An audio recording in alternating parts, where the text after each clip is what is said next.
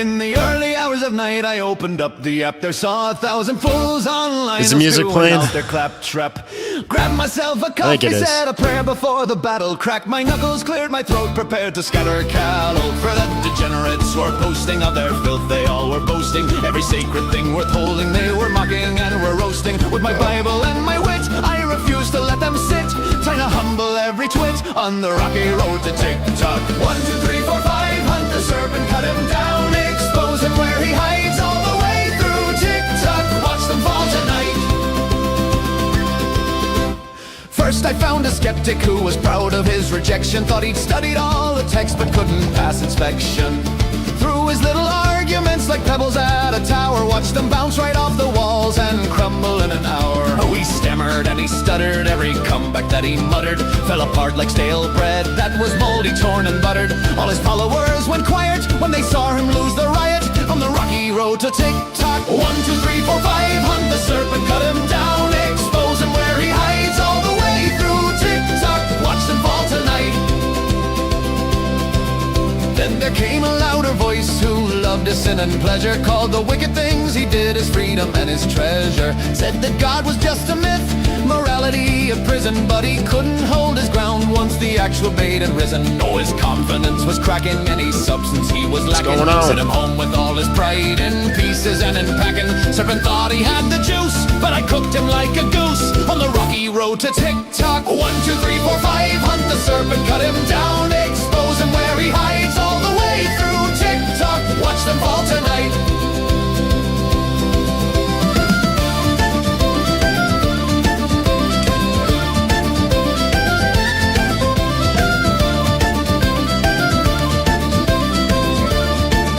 What's happening? Now the comments started flying, all the heathens were uniting. Thought their numbers gave them power. Congratulations. Congratulations, man. That's huge.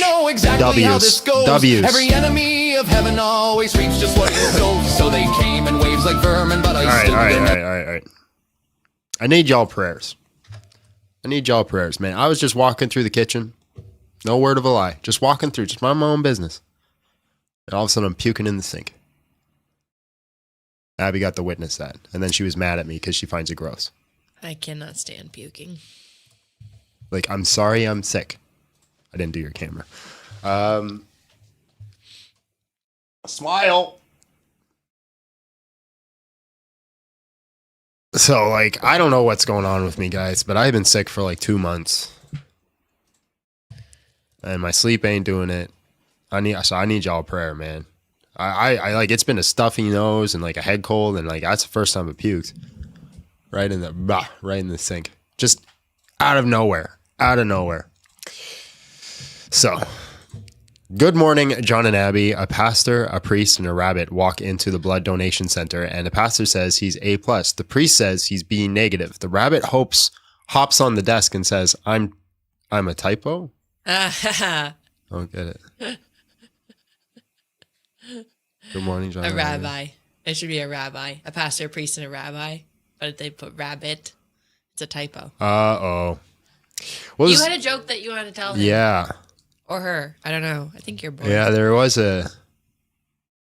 Hold on. Dang it. What was it? I saved it. It was on TikTok. But I don't want TikTok to play it. I want to be the one that delivers it. So I got to find it. I got to mute my microphone. I got to listen to it and then tell you. Give me a second. Because it was good. And we thought about you. We thought about you.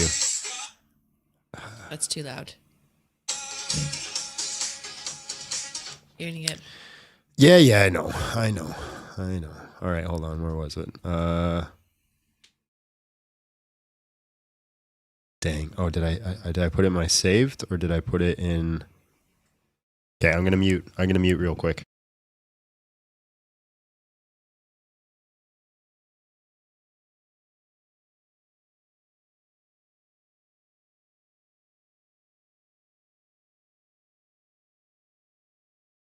As soon as he said the first sentence, I remembered. All right. Did Jesus turn water into wine? I guess you could call him King of the Juice.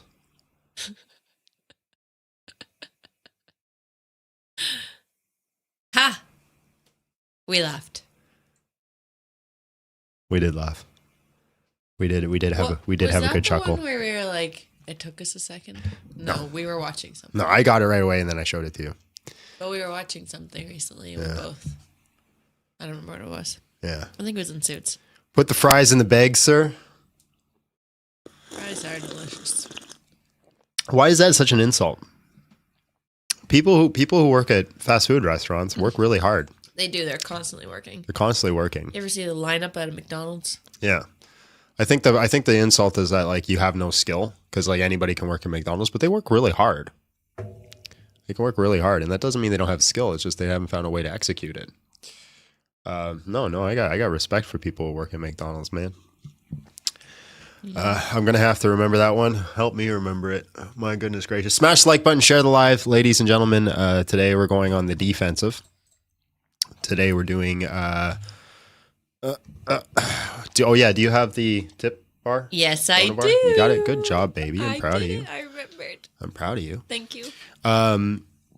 Today we're doing why should I leave Christianity? Convince me to leave Christianity, win a taco. We need your 20,000 likes on TikTok before we start taking guests. Let's do a quick prayer and we'll go.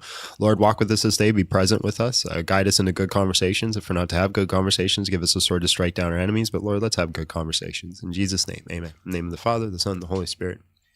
God is good. I might puke again. Oh, dear. What is going on with me? What about Christianity do I like? Nothing.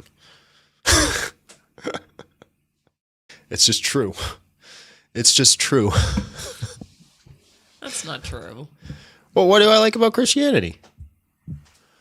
Gifting suspended and live visibility restricted. The behavior is not in line with their policies. Gifting is suspended in this live for 10 minutes. Reason, reproduce content. Learn more in live monetized guidelines additional to this live in restriction. It's probably the song. I'm appealing it. If the appeal doesn't go through, then TikTok is such a sensitive little biznatch. Submit. We'll see. If not, I should just restart it, or we just started. So I'm gonna restart TikTok, guys. Come right back. Come right back. Dumb. TikTok be like that, man. TikTok is literally the worst for that kind of stuff. Like that's not the one I wanted to do. This one. Hello. It's me. We gotta move that dono bar. What's going on there? Up there.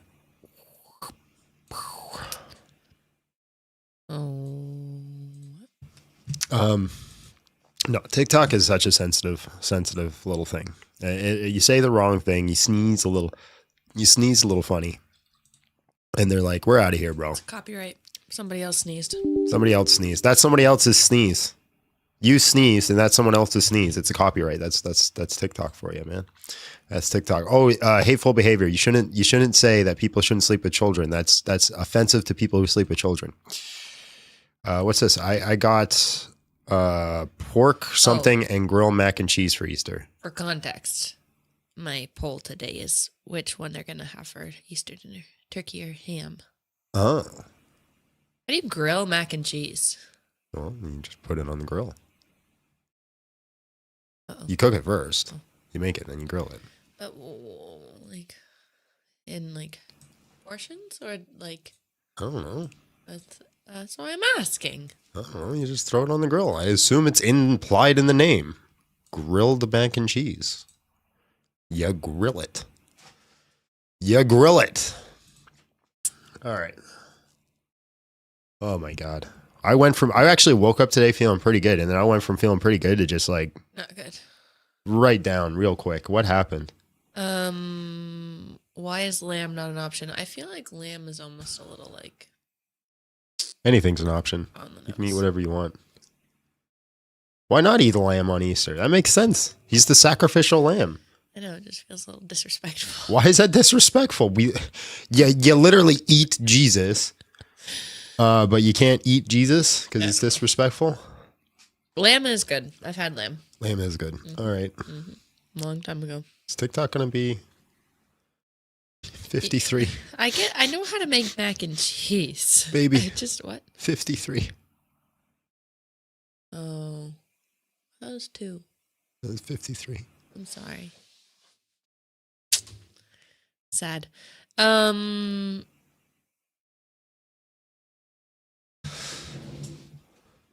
Yeah, I know how to make mac and cheese. I just don't get what. Like, do you grill it and stir it on the grill?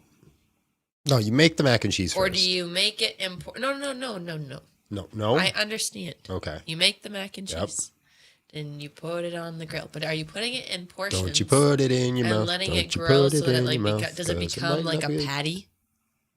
It's just... Or do you pour it on the grill and then stir it? Continue to stir it. So then it gets like toasted? I can't go live on TikTok. I don't know. You have to ask the chat. I am. He just told me how to make mac and cheese. I was like, I know how to do that. Why is it you can't stay focused? I don't know. Maybe I moved too much. But for some reason, I can't go back live again. They banned you forever? Well, I'm live, but like my phone isn't picking it up. Oh.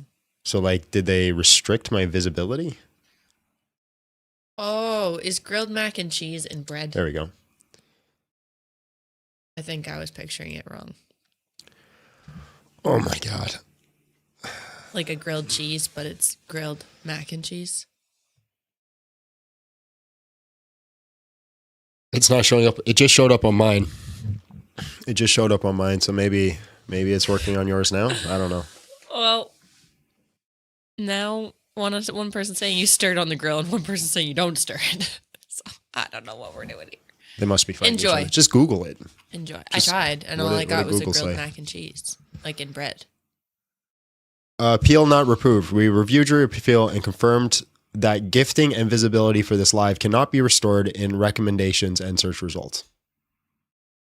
For what? So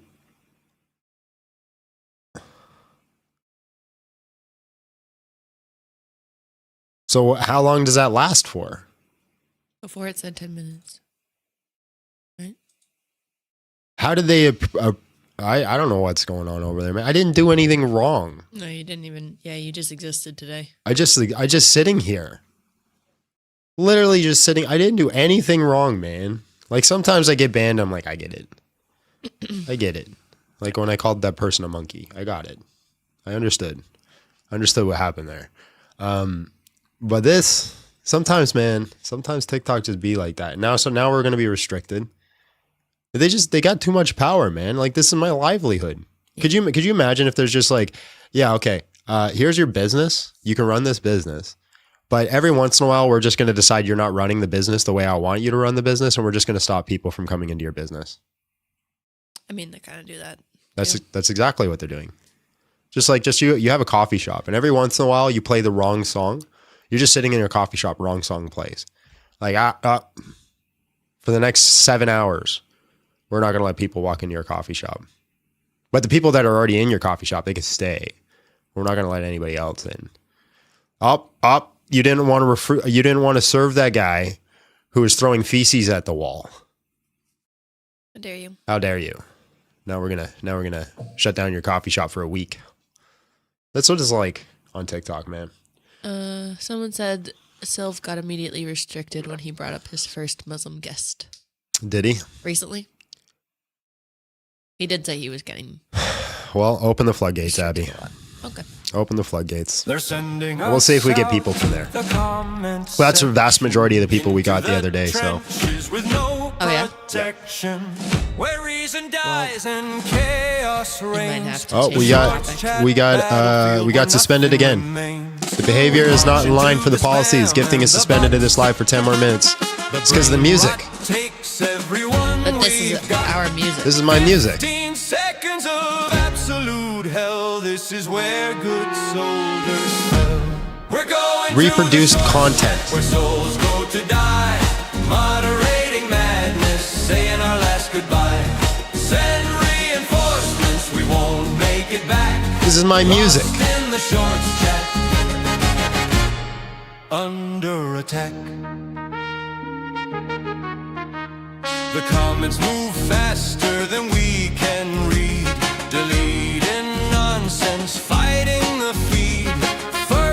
Well, no, because as soon as I played the song, it did it. So I'm assuming it's listening for music. So if music plays, it's like, you're bad.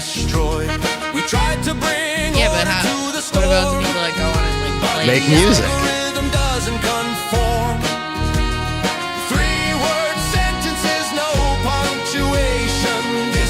I'm going to ask ChatGPT to read the TOS for me. Even though ChatGPT lies all the time. Straight up gaslights. Big gaslights. Bad. Me and Abby were playing a card game the other day. Oh yeah. And we asked ChatGPT if we could do this specific rule in the card game, and it straight up was like, yep, you could do that. Go for it. That's absolutely allowed in the game. Then we looked at the actual rules, and that was like a big rule that you're not supposed to do that. I got mad at it the other day because I was using zucchini in my dinner, and the zucchini was like weird. It was all dented. Yeah. And like all of them. So that's kind of weird. So I put a picture of my zucchini into ChatGPT and was like, what is wrong with my zucchini? And it was like, I don't see a zucchini in the picture. I see like computer equipment and something else. It was literally a zucchini on my counter. And I was like, are you stupid? And it was like, I get that I can be frustrating, but try and be nice to me. And it's like, send me the picture, send me a new picture. And I was like, I'm about to send you the exact same picture I just sent you. And then I sent it, and it was like, oh yeah, now I can see it clearly. No, TikTok or ChatGPT has gotten worse. It straight up lies, gaslights, and then gets mad at you when you call it out. But the people said it would get worse because it's like getting all sorts of information from the interweb. Yeah. And there's all sorts of lies and deceit on the interweb. So we're just seeing it happen. Okay, so it says you're allowed to use uploading videos using your own AI generated music is fine. Monetized content as long as the people are labeled. You're required to disclose AI generated music clearly using captions or hashtags like AI generated music or similar labels. So on TikTok lives. Somebody says Digimon. Wow. Based on what the terms already said, you cannot play your AI music on TikTok lives. There are limitations around how music can be included in live streams, and you cannot use sounds or commercial sounds in a live stream. This isn't specific to AI music. It applies to music broadly on TikTok Live. The reasoning is licensing. I own the licensing.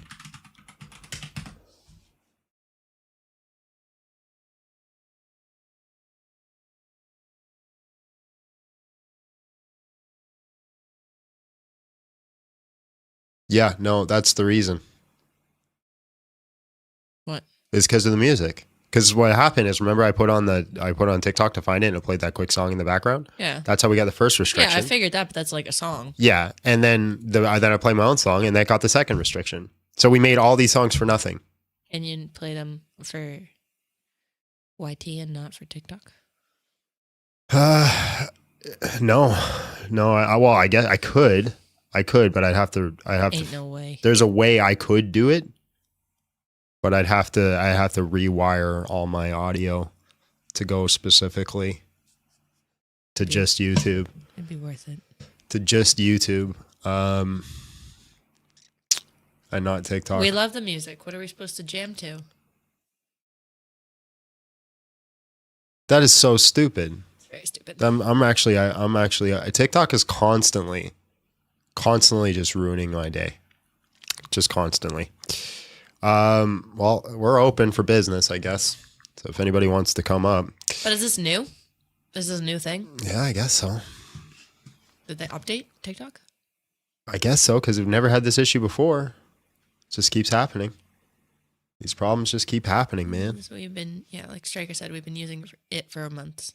Yeah. Now all of a sudden they're like, nope. Yeah, and they don't even warn you. You can't they just have joy. They just ban you. They just ban you right off the bat. They just ban you. It's getting rather frustrating. It's one of the reasons. It's the biggest reason I stopped making content on TikTok. Yeah. Because I never knew when I was going to get banned. Never knew. Never knew when I was going to get flagged for hate speech or taken down on my account. Like, it was just so inconsistent. They just do their own thing, man. They just do their own thing. So I got to figure out a way. Got to figure out a way to not send you guys my desktop. But if I don't send you guys my desktop audio, well, actually, I might be able to do that pretty easy. I'm thinking about it here. I think I could do it.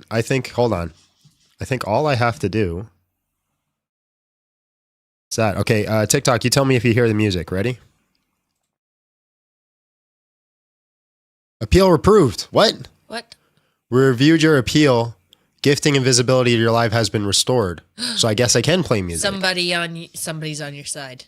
So I can play music. Well, just in case I need to turn it off again, you guys tell me if you hear this music. I'm playing it now. To your grifter. Big John needs to pay his bills. Big John needs to Awesome. Yeah, so now it's off for TikTok, Okay. but it's on for YouTube. toss a coin to your grifter. That's a good incentive to get people over to Yeah, YT. over YT, Come but hear our special songs. but for right now I'm going to keep it playing. If we get more restrictions, Yeah. then we'll turn it off. Right now we'll allow it for everybody. We'll play the field a little bit. So that's good. So yeah, I do know how to turn it off for you guys. Awesome. That's actually pretty easy. All right, guys, smash the like button, share live, do the things that you need to do to help us get up to what we need to be. TikTok is so crazy too. It's like, what was it, last week where we were getting 300-400 people on TikTok? And now we get like 50. And then somebody's going to come in and say, Big John fell off. Oh, wow. You only have 50 viewers. That's my favorite when people don't realize that you stream multiple places and they come up and they make fun of you. They're like, you only got 50 You only got viewers. 50 viewers. Should just let them, Yeah. believe it from now Idiot. on. People hate it when I play with my ears. I like doing it.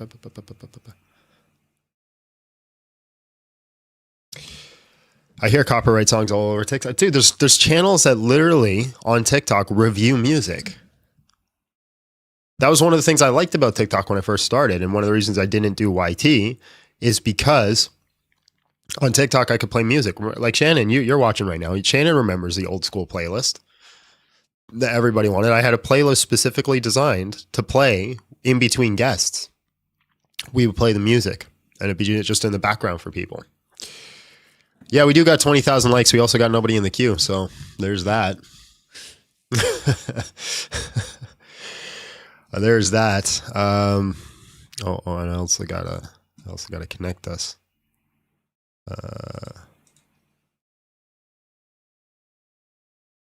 Yeah, not a single person in the queue. TikTok is just awful, man. But it's got me in its vices because I spend a lot of time just doom scrolling on TikTok. Like it's the better place to doom scroll, in my opinion.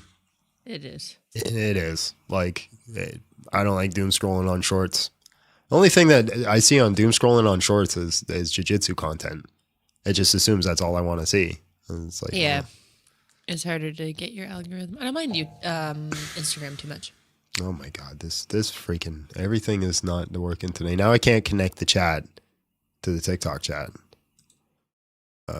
Stop connecting. All right, we're gonna keep trying.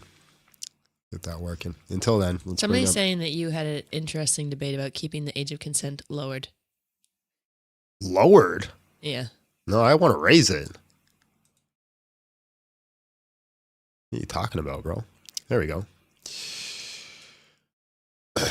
You're literally lying. Who's lying? The person. Oh. No, that person didn't connect. Okay, well, we're going to have a day, ladies and gentlemen. We're going to have a day.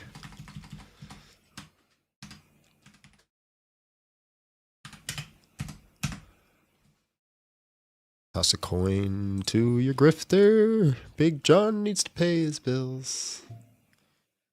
Big John needs to pay his bills. Oh, toss a coin to your grifter. Big John needs to pay his bills. It's such a good song. Now that he can't play music, it's just going to be John singing. It's just going to be me singing. It's just going to be me singing, ladies and gentlemen. That's all it's going to be.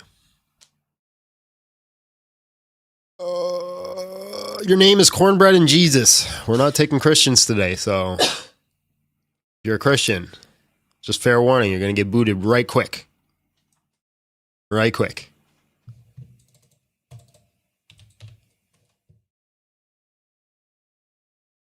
Hello, how are you? And just real quick, how old are you? That's fine. You can boot me, brother. I just wanted to come in and tell you I appreciate what you do. I love watching your little thing here, and I Like watching my appreciate you, what? man. So Pause. No, I'm your just little joking. show you have here, bro. Your little thing you got going on. My I what? really appreciate it. Dude, don't turn this freaky. I'm sitting here trying to encourage you and tell you I appreciate you, and you turn. Okay, man. All right, thanks, man. I appreciate it. I'm just having a bit of fun. Yes, sir. Yes, sir. You good. All right, man. God bless. Yes, sir. Nice guy. Nice. I feel like he'd be a great guy to sit down and have a cookout with. I just got that feeling, bro. I got the feeling that you make excellent crawfish. Am I wrong? Am I wrong? Do you make really good crawfish? Tell me I'm wrong. Bruh. What? Am I wrong? I want to know. His name's Cornbread and Jesus. Where'd my pen go? You're not wrong.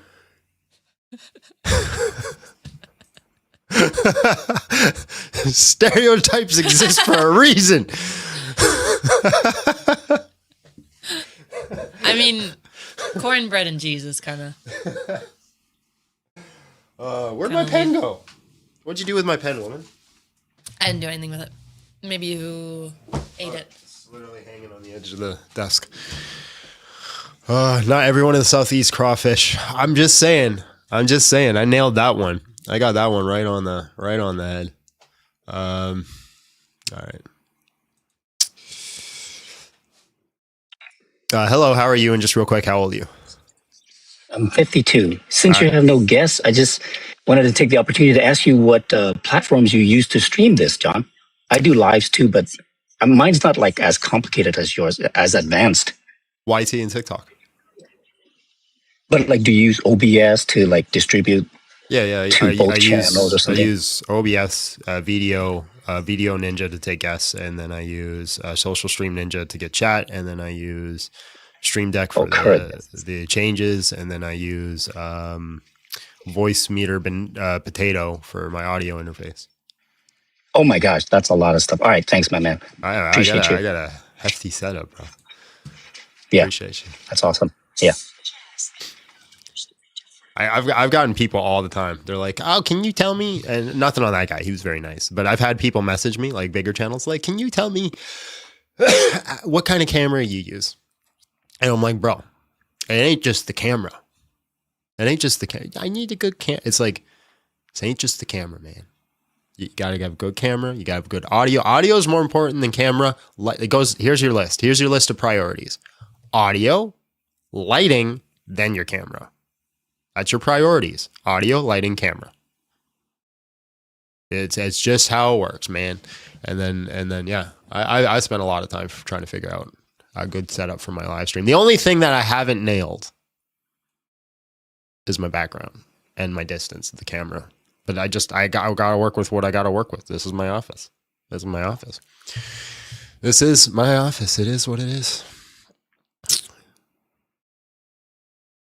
I don't know, man. I'm thinking it's time we start moving on to bigger and better things. What's going on here? We have no guests. None. Not one. Time to move on.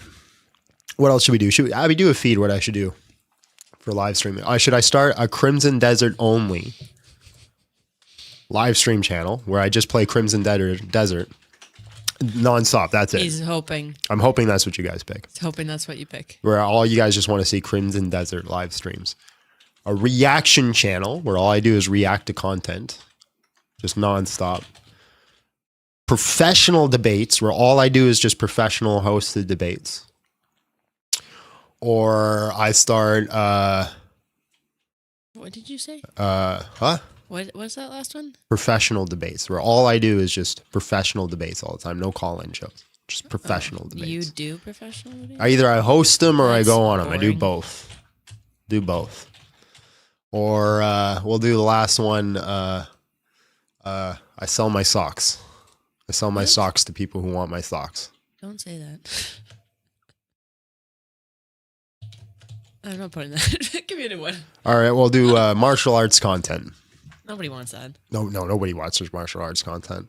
I know people who are like pros at both making content and doing martial arts. They don't get views. Martial arts content does not get views. It doesn't. No one cares. No one cares how to throw a jab. There's a few channels who have done it well, but they're like outliers. They're outliers. There's very few channels who do it well. I don't know. Just those three, I guess. Okay. Raids. Should we do raids?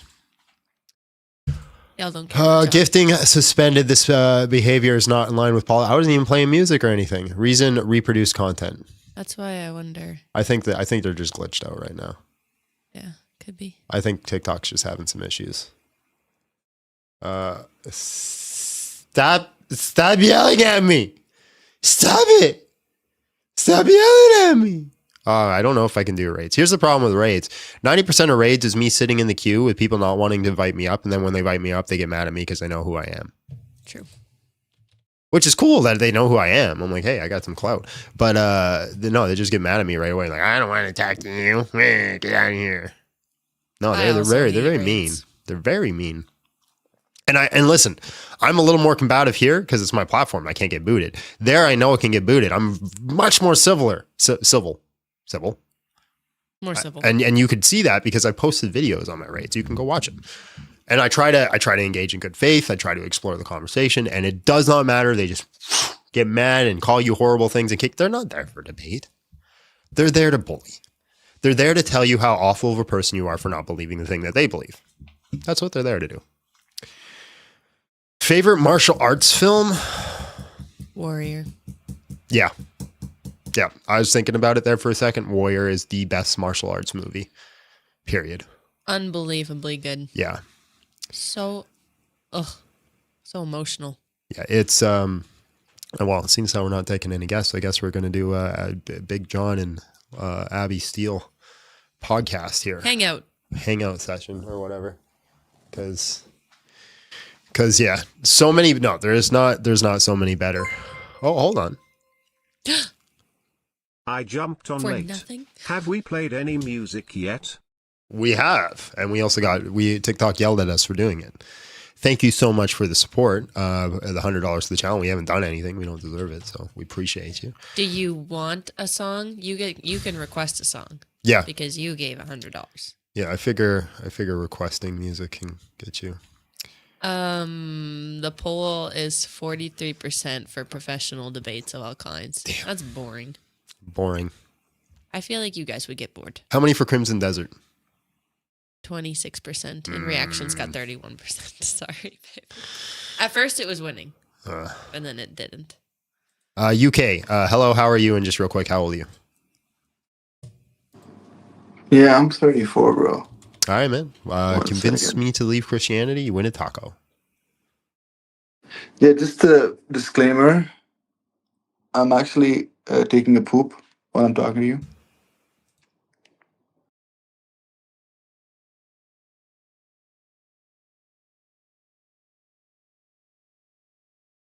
Grown ass man. Who let the trolls out?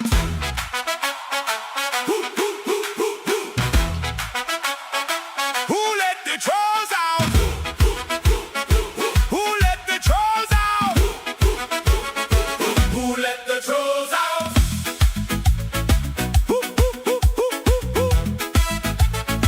Who let the trolls out?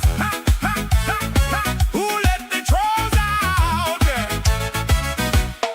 A grown man tied that with his whole chest. Somebody's father is currently doing this. He practiced that in the mirror beforehand. Imagine telling your kids that story. Who let the trolls out? Who let the trolls out? Who let the trolls out? Who let the trolls out? Oh wow, that's edgy. You must be exhausting. A fully formed adult chose this as a hobby. He thought that landed, bless his little heart. Sir, this is a panel, not a cry for help. Who That's my let the favorite trolls line. out? This is a panel, not a cry for help. Who let the trolls out? Who let the trolls out?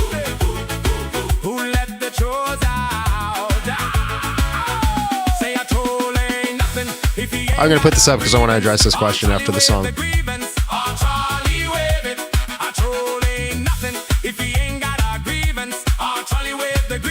You can't gift because I was banned from being gifted.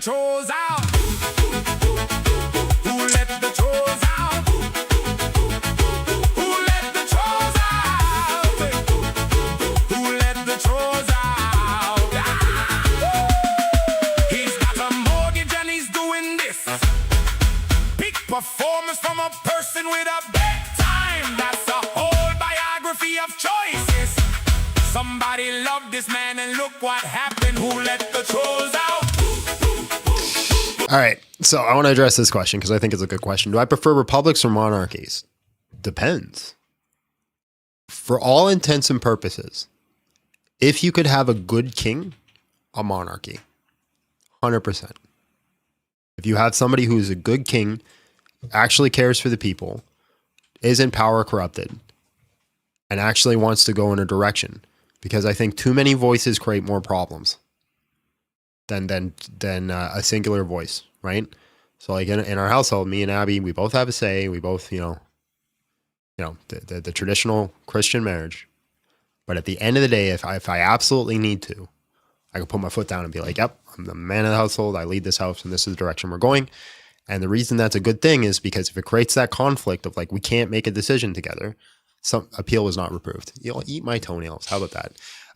If we can't like come to terms, a decision still has to be made. And so this is why I actually prefer a monarchy if you have a good king. The problem is you can't have a good king. Eventually you're going to have a corrupted king that's going to get corrupted and go for the power and think about them and do terrible things because absolute power corrupts absolutely. Mm-hmm. So republic, right? A republic where people can vote and people have a say is better because it's going to keep that person in line. Now, a system where the king is in charge, but the king also is accountable to people, I think it'd be best. Right? Because you need to have a singular person that's willing to overstep people and make decisions for the best of all people, who's willing to hear people out, willing to lead and not just love power. That's my viewpoint.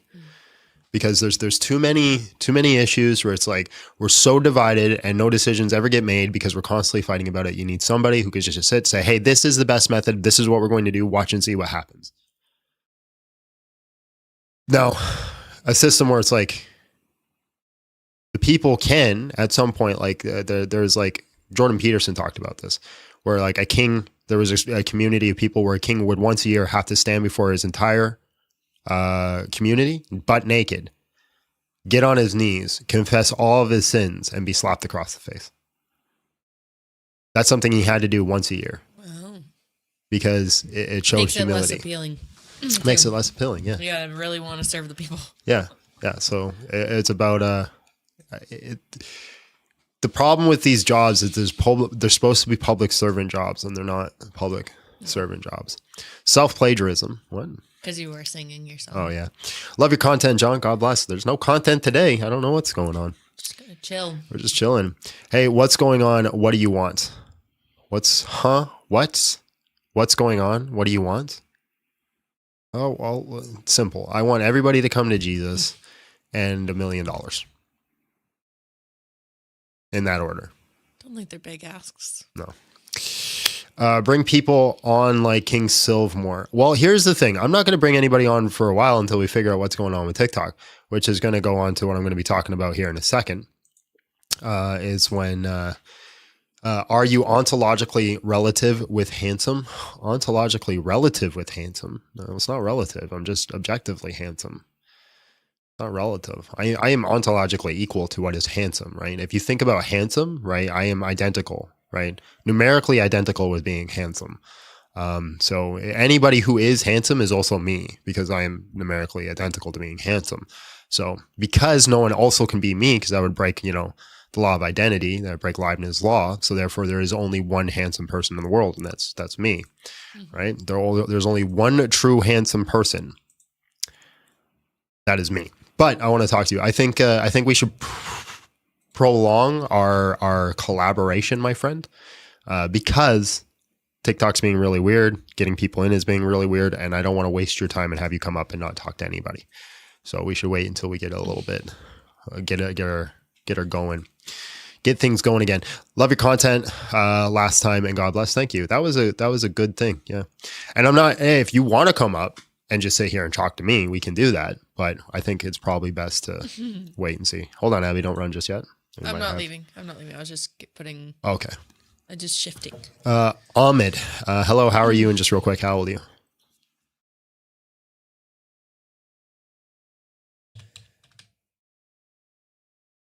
Ahmed,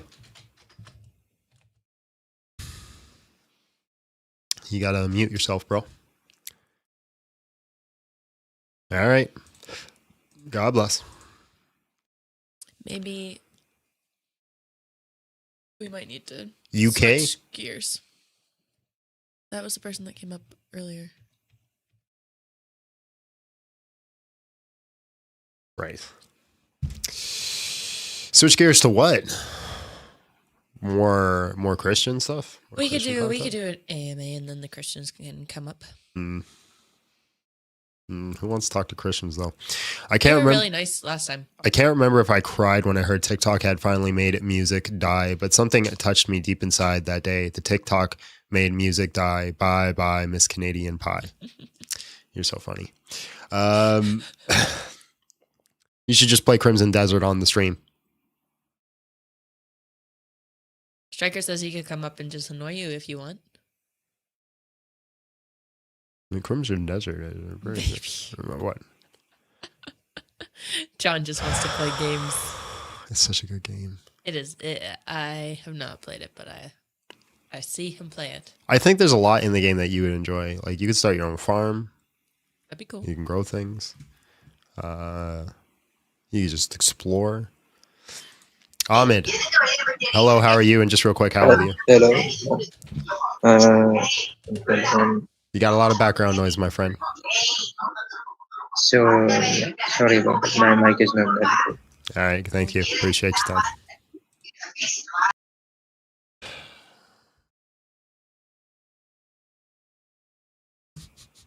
Someone said Farming Simulator stream would go hard. Those are turn your brain off games. I like turn your brain off games. We could do that. But Crimson Desert stream right now would go really hard. I'm just saying. I can LARP an atheist. No, I don't do that. I do not do devil's advocate debates. Period. It's like I hate them so much. As a matter of fact, you want an instant way that we will not be friends ever. Just come up and do that. Also, one time years ago, he did a stream where he pretended to be an atheist. Or like me? Yeah. Yeah, and but there was a point of that. All of the Christians got mad at him. Yeah, there was a purpose of that because I was getting rebuked a lot by the Christians, by the sewing circle Christians, and about the way I do apologetics, and it's not like good enough. So I switched sides for a little bit, and then I showed them what's up, and I just cooked all of them. I roasted every one of them over an open flame. I showed them what was up. I'm like, you guys don't even know. You don't even know. Shut your damn mouth. You can't do this. You can't do what I do. Why don't you sit in the corner and just watch like a good little boy? It was just one day, but I absolutely killed every one of them. That's some people watch apologetics like they watch sports. They're like, oh, you should get up. Look at him. You should get up right now. The big old belly, and they're yelling at the guy who's got an 8-pack running a football down the field. That's what they do. Digimon, digital monsters, Digimon are the champion. I'm still waiting for Christians to actually apologize. I'm sorry. That you're going to hell. Ha!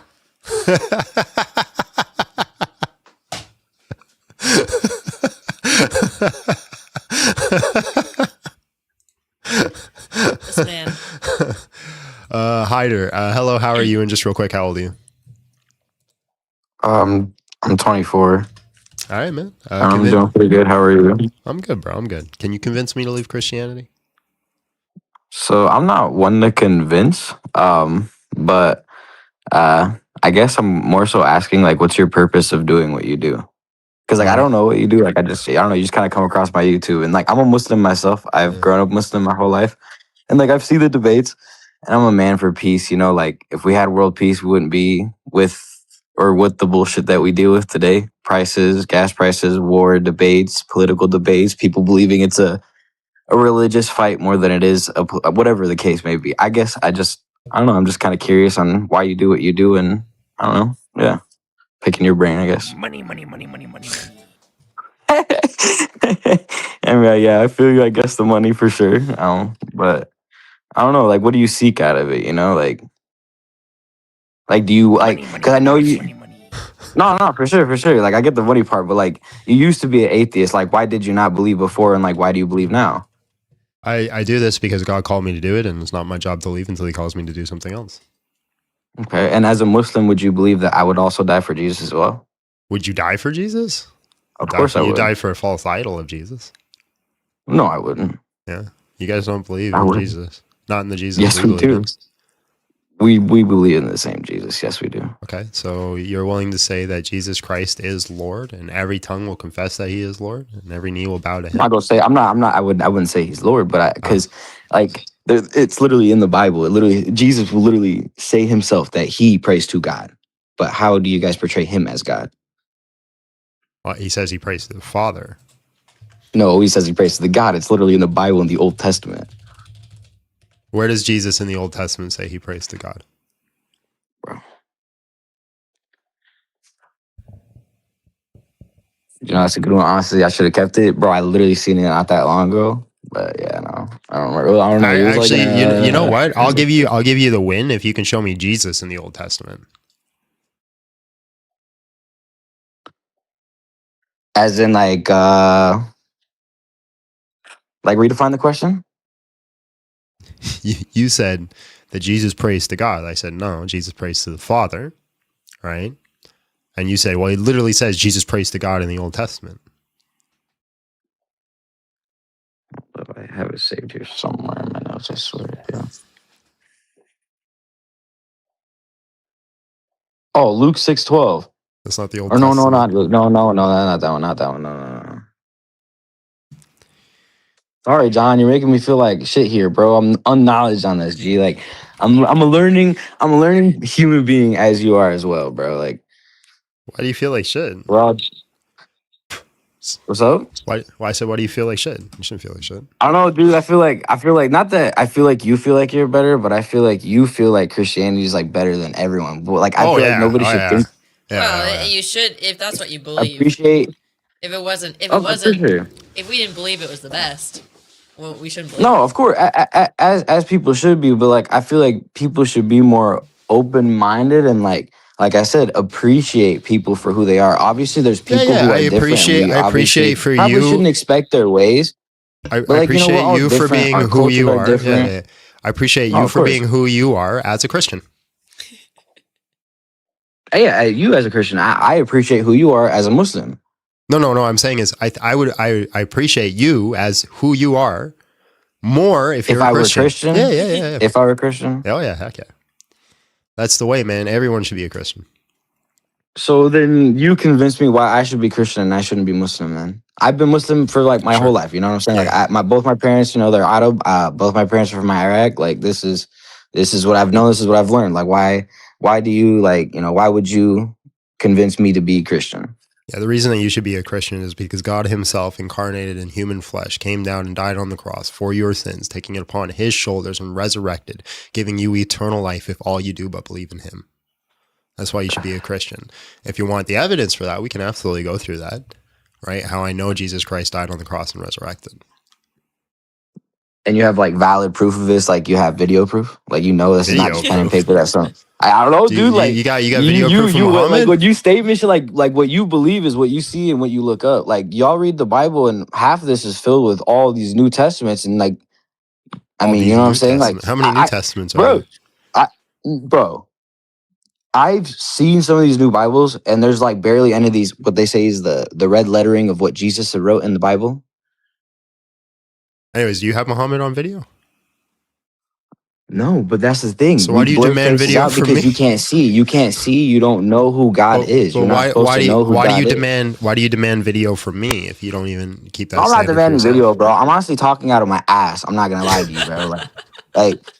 I'm honestly just I'm just a fucking I'm a kid who just wants to know a lot, bro. Like I'm confused in my religion myself. Not because I'm not gonna sit here and tell you I am praying 3 times a day and You're I go to supposed the to be mosque praying every 5 times Friday. a day. But I'm Shia. And as a Shia Muslim, yeah, you're supposed to be praying 5 times a day. But me, I've always my whole family, I've always seen them do it 3 times a day because a Sunni Muslim, they literally shit on us because I guess us as Shia Muslim, we don't twist the words in the book. We've never changed the book, as they say in quotations and so on and so forth. And what if I showed what if I showed you your own Quran tells you that you should be a Christian? Show me. I mean, show me. I don't know, bro. Show me. Fuck it. I don't know. I'm curious. Let roll, bro. All right. So here we have. Hold on, get off my screen. Okay. This is one of my favorite verses in the Quran. It's chapter 5, 47, 48. It says, "So let the people of the gospel judge by what Allah has revealed in it." So who are the people of the gospel? The people of the gospel, as in all of us? I couldn't answer that. I don't know. The people of the gospel are Christians. Okay. So let the people of the gospel judge by what Allah has revealed in it. What is the gospel? It's the Injil, right? So what is the Injil? Dude, you're asking the wrong person. You're gonna have to tell me, dude. I'm asking you these because I don't know, dude. I got you, bro. I got you. So Injil, what is the Injil? The Injil, according to Islamic theology, is the message that was given to Jesus Christ, right? Because you guys believe every prophet was given a book, right? Muhammad was given a book. Jesus was given a book. Moses was given a book. The gospel is the book that Jesus was given, supposedly. So the Bible, right? Well, we'll get to that. So it says, let the people of the gospel, which are Christians, judge by what Allah has revealed in it. So Christians are supposed to judge by the gospel.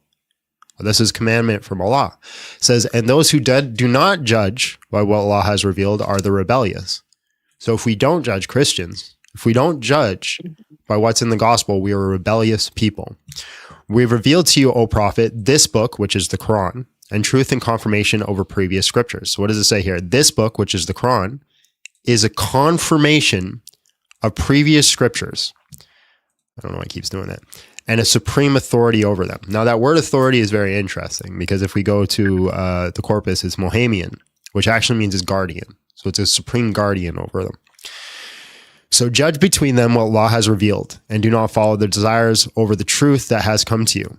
To each of you, we have ordained a code of law and a way of life. If Allah had willed, we had made you one community, but His will is to test you with what He has given each of you. So compete with one another in doing good. To Allah we will return, and we will inform you in the truth regarding the differences. So this verse literally says that the Quran confirms that's actually crazy. No, for sure. That's crazy. And that's I've had conversations with people too, because I guess in a different conversation, not like a why should I leave Christianity, but I've had conversations with people where I guess we not clash, but we compare the similarities. Because I guess you can tell the difference of me. I'm more of of appreciative person. I don't really I'm not a political person. I suck ass at politics, bro, let alone debating. That's not me. I can't do that. I am a very curious person, bro. I will ask questions, and that was a really valid point, and that is kind of crazy to me. Because damn, I mean, shit. I got more for you. I got more for you. Go ahead, bro. Go ahead. Let us spill. 568 says, "Say, O Prophet, O people of the book, you have, and the people of the book are the Christians. You have nothing to stand on unless you observe the Torah and the gospel." It says we have nothing to stand on unless we observe the Torah and the gospel. That's the Bible. And this is in the 7th century. That's pretty much from what you're saying. It sounds like as a Muslim, I should also be aware of the Torah. I should also be aware of the Bible or the gospel. We're gonna get to that. We're gonna get to that. All right. So I have all these verses that literally tell the Quran says you guys should observe. Now this is what's called the Islamic dilemma. I don't know if you've heard about it before. It says that you should observe the Torah and the gospel and that it's true. Here's the problem. There's a contradiction. The Quran says that Jesus Christ was never crucified. It says it was only made to look that way. The Gospels say that He was crucified and that He resurrected. So there's two possibilities here. either the Gospels, which we Christians have, are corrupted, which makes the Quran false because the Quran's confirming. Wait, hold on. Why is someone in your chat saying that a Shia Muslim is not a Muslim? Don't worry about the chat. They're okay. My bad. Yeah, go ahead. They're crazy. Yeah. They're crazy people. Yeah. Don't worry about them. So, no, where was I? Okay, yeah. So either it's confirming the Gospels, which are corrupted, which means the Quran is false, because then it can't be from God because it's confirming a false scripture, or it's confirming the Torah and the Gospels, which are not corrupted, which contradicts the Quran, which means the Quran is not a true scripture. So either way, the Quran cannot be true, but the Gospels must be. Oh, shit. Here's the thing here. 544 says, why do they come to you? And it's talking about Muhammad. Why do they come to you for judgment? They already have the Torah containing Allah's judgment. Then they turn away after all. They are not true believers. They're condemned for going to Muhammad to try to get information because they already have the Torah.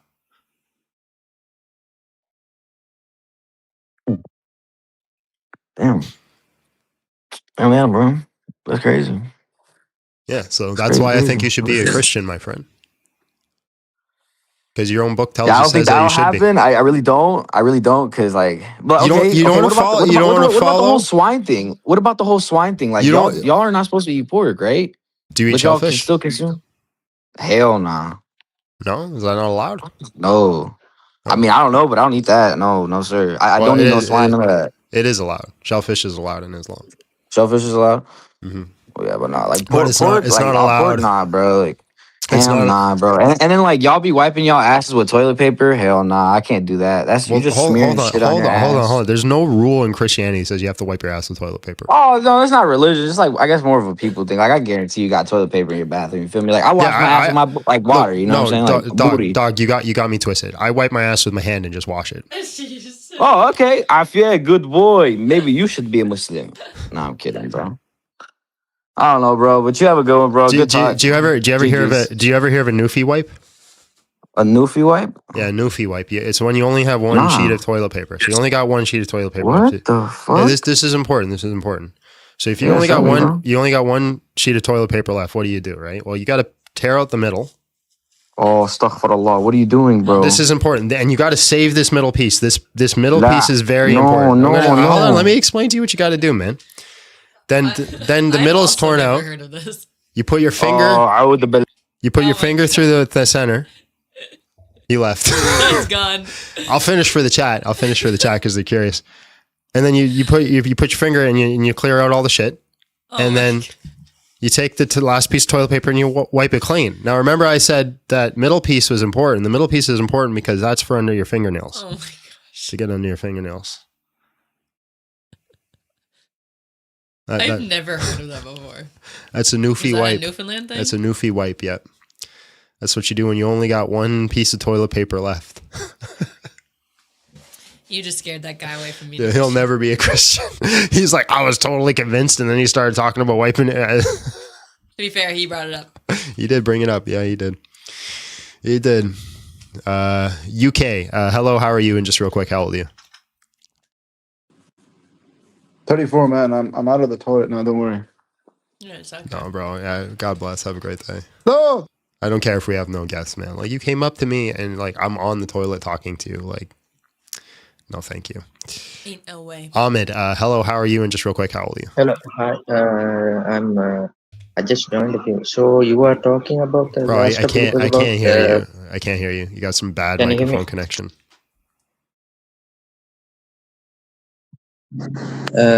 So you can't hear me now? How about now? Better. That's better. How old are you? I'm 21. All right, man. Convince me to leave Christianity. Go ahead. So I was watching a YouTube stream. So a few moments ago, you were talking about the pork and the shellfish, right? I did. I might not be able to do it. The accent's too thick. No, I can't hear you. not the accents. Not the accent. I meant you were talking about what the Christians are supposed to eat and what we Muslims don't eat, like it's haram and halal. Yeah, I appreciate your time, man. Listen, it's nothing personal. I just can't make out what you're saying. Like it's not a shot. I just can't understand you. But I thank you for your time. Okay, no problem. Yeah. Mm-hmm. Might not be so bad if you had a clear mic. Yeah. He's so I just can't. I can't hear what he's saying. Funky is better than Striker. Hello, how are you? And just real quick, how old are you? You son of a! You changed the name. You can't do that. What are you talking about?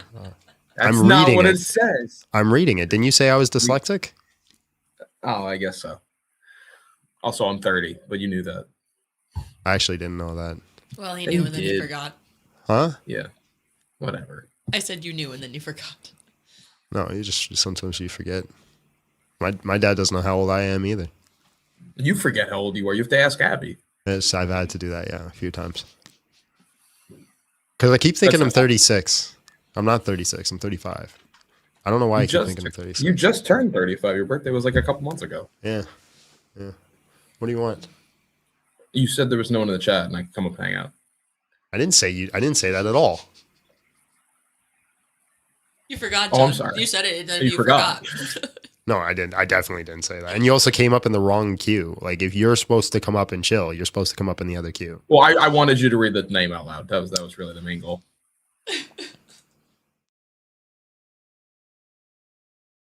The same guy keeps coming up who's the toilet guy. Get out of here. I'm not going to have a conversation with you, man. Just to troll. Yeah. He's so mean to me. It's just you're a glutton for it. It's in his nature. It's in my nature. And then like you just feed into it. And so then I feed into it and it becomes a thing. Woman. You have a special thing. My coffee is That's empty. what he's telling you. Read between the lines. Read between the lines. Read between the lines. I mean, I'm the same way to my little brother. So my little brother texts me. He's like, I just bench pressed 205 pounds today. I'm like, oh, that's a great warm up.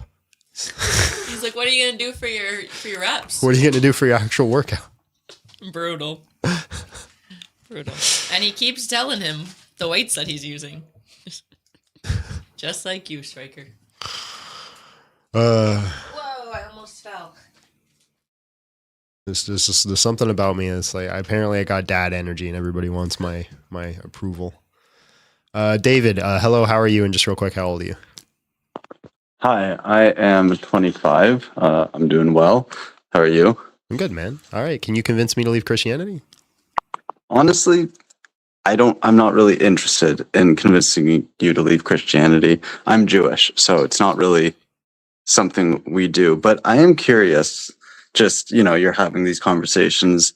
I see you convincing Muslims that, their religion is kind of just an addition to yours, that with a lot of contradictions, and Jews kind of view Christianity the same way. So why follow Christianity and not Judaism? Not to say you should. Because Jesus Christ died and resurrected? I suppose it all depends on your sources. I mean, I definitely believe that Jesus existed, but why? The resurrection is definitely full of contradictions. Why do you think he existed? There are references to him. There's a story actually in Jewish sources where he went into the Talmud. I think the Holy of Holies and wrote God's name on the bottom of his sandal. And so when he could come out, he could read it and float. That's a story we have. I don't remember where it's from, but you could probably find a source for that.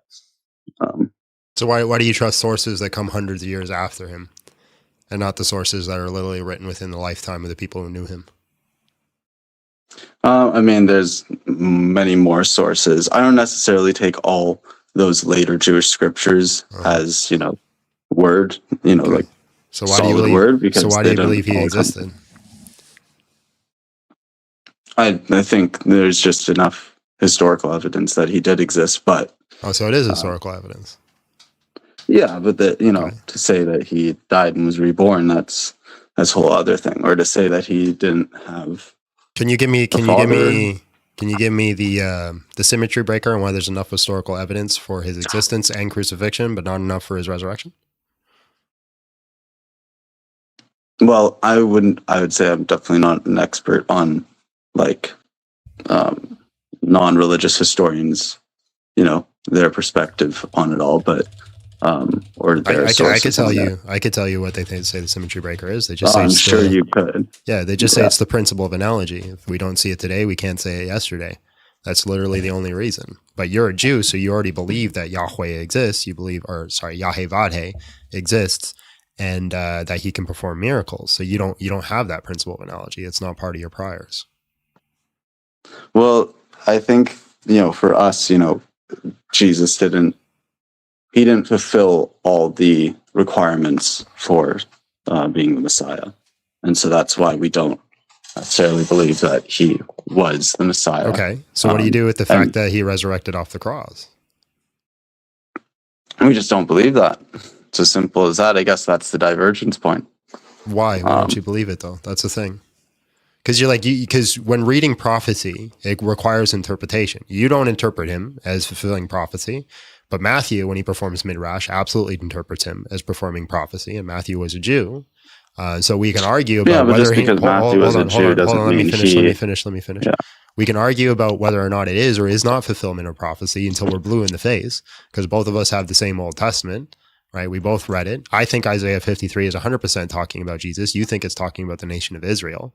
So then I just simply look at the crucifixion. If He resurrected, and He is who He claims He says He is. I mean, I guess it's just a difference of perspective. Like I said, I'm not here to convince you. I was more curious, and I enjoy seeing the debates between you and Muslims. I think it's really interesting because one day we'll all figure out who is actually right. I think it'll be very funny. But I just got to pause you real quick. To the guy in the chat, anti-pagan, nothing is stopping you from coming up in the queue. Not a thing. Anyways, man, go ahead. Well, I'm going to take off. It is Pesach today, so I got some last minute cleaning to do, but I appreciate you letting me speak on here for a bit. No problem, man. God bless. God bless. Also, if you keep spamming, I'm going to ban you. They said we only debate people whose sources are Google. I was like, do you think we can choose who comes up? I hate that. Everybody always accuses me if I only debate specific type of people. Okay. I literally have no ability at all to choose the next person in the queue. None. It is not our fault. Yeah, if they don't come up, they don't come up. Hyder, hello, how are you? And just real quick, how old are you? Well, I'm 24 and I'm back again. So I just wanted to, I guess that's what I meant to say earlier. Oh yeah, before you did the toilet paper thing, you kind of scared me off. I'm not gonna lie, I thought you were about to do something crazy. You need more tips for how to keep a clean hygiene. I got you, bro. No, please, no, I'm good, bro. I'm good. So both of our religions, like we both worship the one God, and it's not a different God, right? Because we call Him Allah, but it's still God, because in Arabic, Allah means God. Yeah, and Christians call Him. Christians call Him God. Yeah. I'm not interested in the word. I'm worried about the reference, right? So when you say Allah, you're talking about Tawheed. You're talking about a God that is just one. When I say Allah, when I'm saying Allah, I'm talking to the straight plain translation. It's God. I'm not saying. So let me land the plane. No. Because the Christians call Him God. Let me land the plane. I'm trying to explain. I'm trying to explain the difference. Yeah. So when you say Allah, Allah is the God, right? And so you're referring to Tawheed. No, Allah's God. It's not the God. Allah's God. That's it. It's God. Just like when you say God, it's God. That's all Allah is. Is that a hill you want to die on? No, but listen. Listen. Okay, can I finish my actual point though? Can I finish my point? Yeah, go ahead. Whether it's God or the God is completely irrelevant. So when you say God, you're referring to Tawheed, which is a God that is one, that has no partners associated to it, that has 99 attributes, right? That's the referent that you're speaking to. When we say God, we're referring to the triune God, which is Father, Son, Holy Spirit, three distinct persons that share a singular nature. By definition, we do, hold on, still land in the plane. You're very excited, but let me finish. No, for sure. By definition, we are not referring to the same God because they do not share the same, what we would call ontology, the same nature. You guys call Jesus who is the Son of God. Yes. And like our religions, they trace back, like both of them trace back to like Abraham. And it brings it back because that means we come from the same spiritual family. And they share the same like major figures, who are Adam, Noah, Abraham, Moses, and even Jesus. Sure. You know, and the difference is how Jesus is viewed. Christians see him as a son of God, while Muslims see him as a prophet. But both respect him deeply. You know what I mean? And it's not the opposition that overlaps the disagreement. Hold on. Let's say you and I are brothers, right? Me and you, like in actual world. And we walk into a room, and our dad is there with us. And I say to somebody in the room, I say, "This is my father, the man who raised me." You say, "Hey, this is a really good guy that I know." Are you showing him the respect he deserves? No. So when we say Jesus is the God of the universe that created all things, if that's true, and you say, he's just a prophet, are you showing him the respect he deserves? I mean, I guess in your view, I guess not, but we don't. Yeah, like theoretically, I don't know.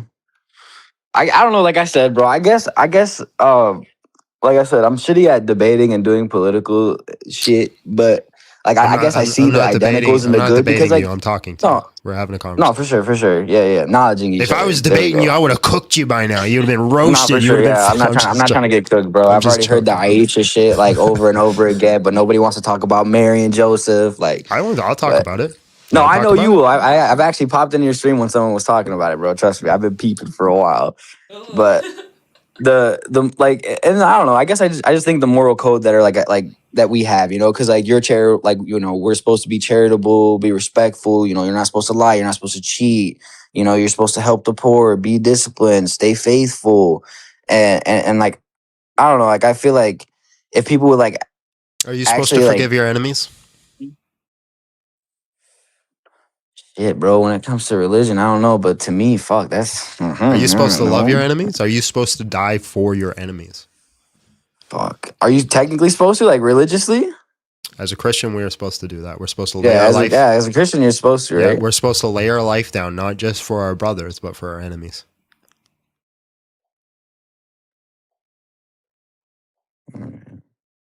So, like, are Muslims not like that? Are we not like that? No, you guys don't do that. You guys actually are supposed to go against your enemies and fight them.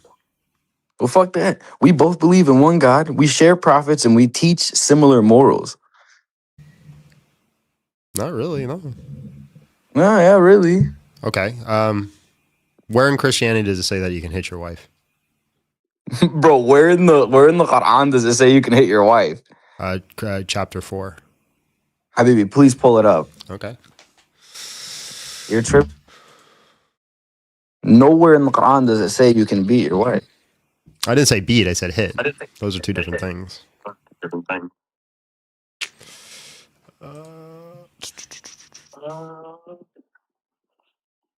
You're echoing now. Yeah, I don't know what's going on. Are you playing me in the background? Me? Yeah. You got me up on like YT or something? All right, 434. Men are the caretakers of women, as men have provision by Allah over women and tasked to support them financially, and the righteous women are devoted and obedient and alone, protected by Allah, has entrusted them, and sense ill conduct from your woman, advise. So, if you sense ill conduct from your woman, advise them first. If they persist, do not share the beds. But if they still persist, then discipline them gently. Now, this is let me finish. Let me finish. Let me finish. Let me finish. Let me finish. Let me finish. Let me finish. Let me finish. Let me finish. Let me finish. Let me finish. Let me finish. Go ahead, Habibi, go ahead, bro. Yes. All right. So this is a really weird translation because when we go to the Arabic right here, what does it say? Strike them, but strike them. انت ما تعرف عربي بالعربي من تقول طيق bro, it's the translation is the same thing when you translate something from Spanish to English. There's not as many words as there are in our American English. Just because it says strike in Arabic, I promise you that is not the translation. Okay, to it. then why does there's no reason for you? Okay, Then why does Ibn Kathir disagree with you? Ibn Kathir. Yeah.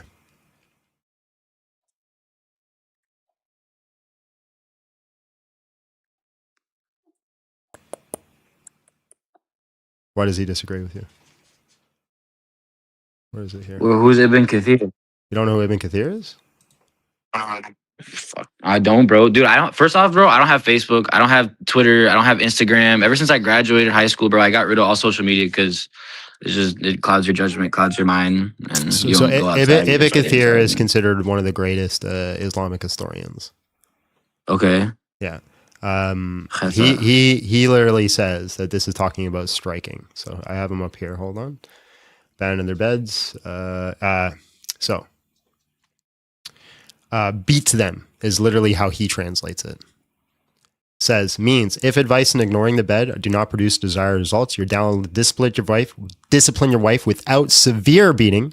Muslim recorded that Jabir said this in the farewell Hajj, and the Prophet said, fear Allah regarding women. If they are your assistants, you have the right to right on them, and they do not allow the person who you dislike to step on the mat. However, if they do that, you're allowed to discipline them lightly. They have the right on you that provided their provisions and their clothes in a reasonable manner. Ibn Abbas, several others said ayah refers to beating that is not violent. Al-Hanas said that it means beating that is not severe. That's not right, bro. Now, I'm not saying what you're saying is not right. I'm just saying that the fact that that's in the Quran is not right. Like, obviously, but you also have to think, bro, is the times that these were written. I don't agree. Like, as a however you want to call it, as a new generation for the year that we live in now, that's not right. I would never, ever, ever do that, bro. If anything, I'm turning my head away. And I mean, the fact that it does say it in the Quran, like I said, bro, I mean, you really have to go back because, like, what about, I mean, I can't pinpoint where it is, but bro, isn't there like something in the Bible where angels are raping dudes or doing some crazy shit? You can't say the R word.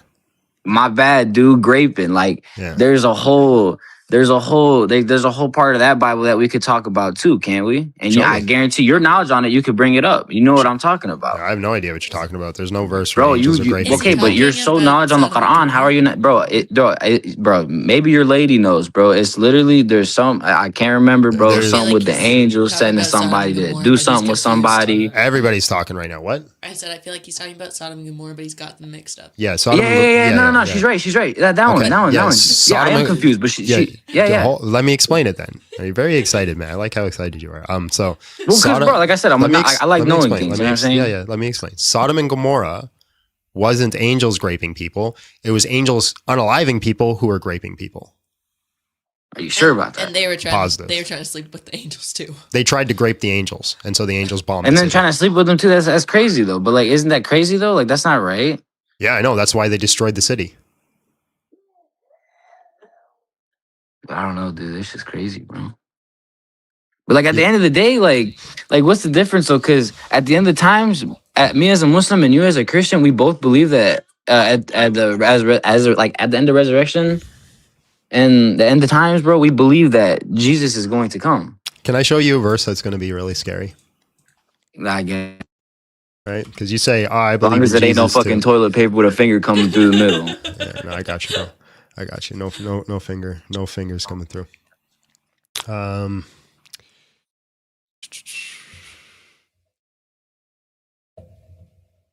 Okay, so this is one of the scariest verses for Christians, but also I think for Muslims, because Muslims, you guys say that Jesus is going to come back, he's going to judge everybody, that we also call him a prophet. Well, this is what Jesus says. He says, beware false prophets. They come to you in sheep's clothing, but inwardly they're ravenous wolves. By the fruit you will recognize them. Are grapes gathered by thorn bushes or figs by thistles? Hold on one second. For a new Quran. Just in case you need do condemnation again. Shh, God quiet, bless. Not the time. Thistles. Likewise.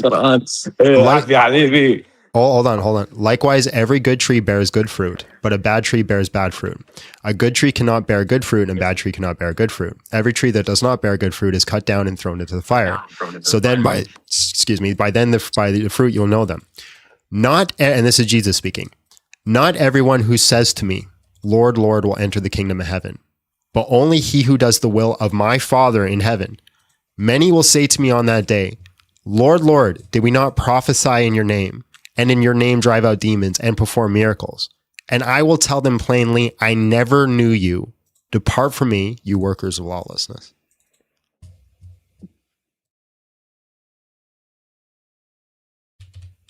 Okay, so what are you trying to prove? What are you trying to tell me? You keep saying that, well, we also believe in Jesus and we're the same. But Jesus literally right here says that there'll be many people who stand before him and say that they knew him and they did things in his name. And he will say, go away from me. I don't even know who you are.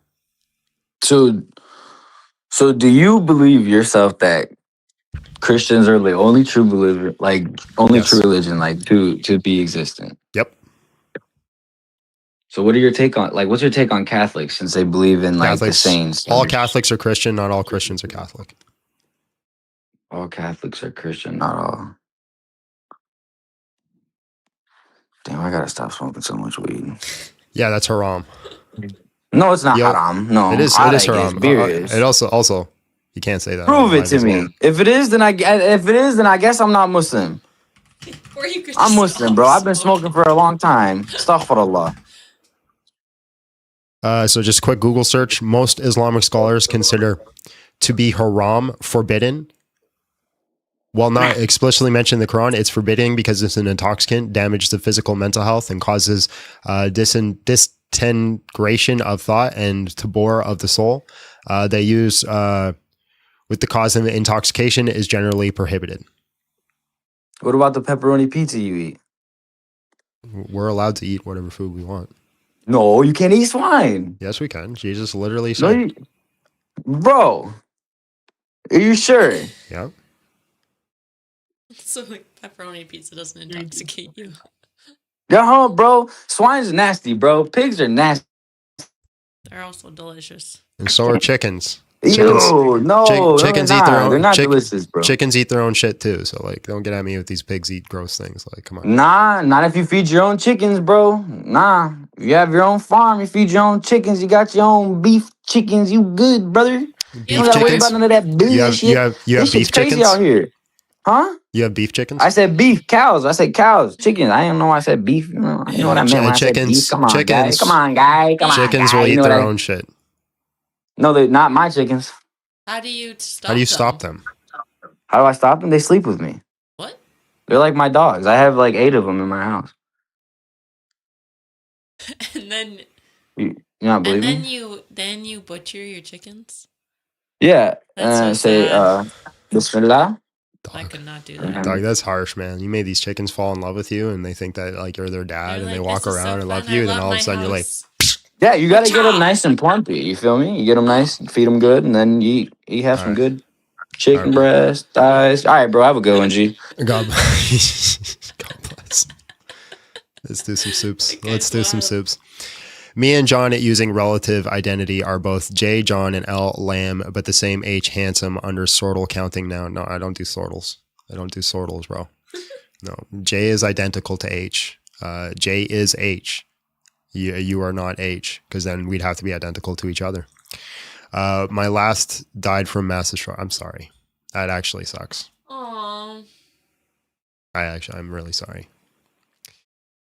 He's talking about fallen angels, Nephilims. The Nephilims didn't grape people, though.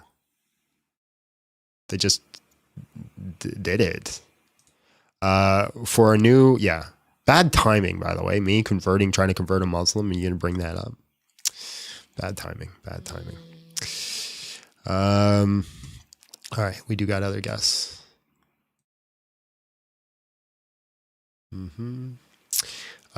Jacob McDaniels. Hello, how are you? And just real quick, how old are you?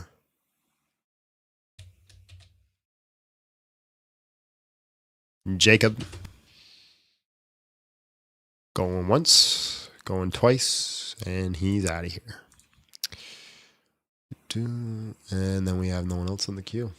What is going on today? I think we might restart TikTok again because we're still bananaed on TikTok and restricted for whatever reason. The appeal didn't go through.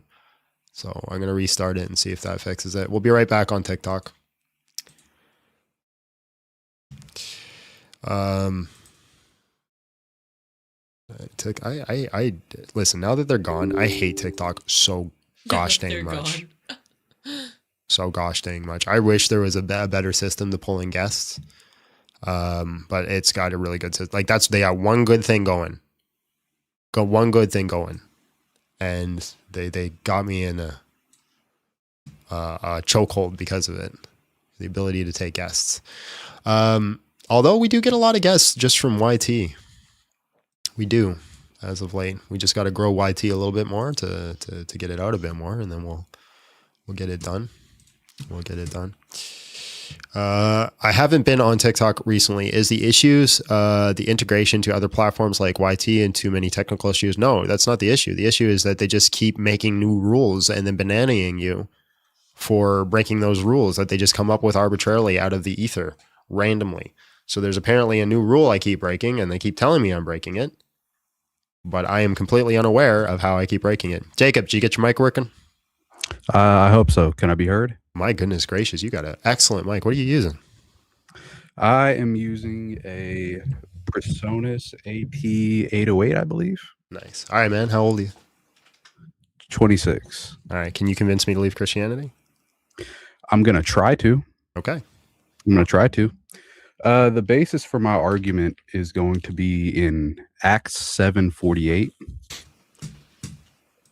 I'm not going to try to give you logical dilemmas and hula hoops to try to jump through. I'm going to try to provide a sense of progress behind my argument. I think religion... Can we read 48 first? Yeah, go ahead. Yeah, so however the Most High does not dwell in houses made by human hands, as the prophet says, heaven is my throne and the earth is my footstool. What kind of house will you build for me, says the Lord? Or where will my high place repose be? Has not my hand made all these things? Mm-hmm. Okay. I am going to say that religion is an external expression of an internal process that's supposed to be taking place. Religion, as far as actions are concerned, are purely symbolic of internal processes. To me, I think if you go to church, God's not at the church. He's not in houses made by hands. You worship the cross. God's not at the cross. Your connection to God is within you. I think if you send prayers outward, they won't be heard. You send them inward. Oh, this is a Christ consciousness thing. I prefer a little mysticism, yeah. But that's where I come from. That's what I believe. Okay. If it's inward, then it breaks the first commandment. How so? You shall have no other God before me. Well, I mean, you there's no God inward. I don't think it breaks the first commandment. If it's a Christ consciousness thing and we're all some sort of God and where our prayers have to be directed inward and all these types of things, then it breaks the first commandment. No, we're not all some sort of God. I'm saying that God is not in the external. There's nothing there. Well, no, you won't find a connection. God is omni. Mm-hmm. So he's everywhere. No, that's perception. You see what I'm saying, right? No. Okay. When you go to church, yep, he's not in houses made by hands. That's a word for word, bar for bar thing. He's not there. He's not at the church. He's in the people at the church. When you get baptized, the water does nothing for you. The water, it gets you no closer. It doesn't you're not reborn for getting dipped in water. That doesn't work for you. That's purely symbolic of a process that's supposed to actually happen. Are you saying that if I build a house for God, he cannot be in that location? Like ontologically speaking, do you think that's what the verse means? Yeah. You build houses by hands, you're not going to find them in the house. So then God is not all powerful. How so? Because I can build a house, he cannot enter. What do you mean? God doesn't occupy a location. So is God omnipresent or is he not? I believe it's one of those weird paradoxical things where he's not, but he has to be. That breaks the law of non-contradiction. No. Well, as the divine foundation, he is the foundation for all things. Right? What the hell are you talking about, bro? What do you mean? He's the source of all things, is he not? Is God omnipresent or is he not? Both. Okay, that's a law that breaks the law of non-contradiction. I suppose, but it is what it is, right? Well, then I can just simply reject it because by definition, you're giving me a non-logical argument. Well, I mean, if we're trying to go with logic, God made all things, did he not? You didn't make logic, no. Okay. I see. Well, I'm sorry, man. I got nothing. All right. Appreciate you. Yeah. Don't be sorry. You're very pleasant. He's a pleasant guy, but when you very nice, Mike. When you throw logic out the window, there's nowhere to go. Yeah. It's impossible to have a that's why I think it's really funny when people try to come up and what are they called? Solipsists? No, that's not the word. There's a specific word for people who don't actually think that there are laws of logic that you can actually have they believe that you can actually have contradictions. And I always find those conversations interesting. So, not a sophist. Sophist is somebody who like always tries to argue the correct thing. The people who really don't think, yeah, that's it. Dialtheist. I can never say it. I find those conversations interesting because they like logic isn't real. You can have contradictions, and then they have to use the laws of logic and argumentation to make the arguments for on how you can not have. Yeah, it's a non sequitur.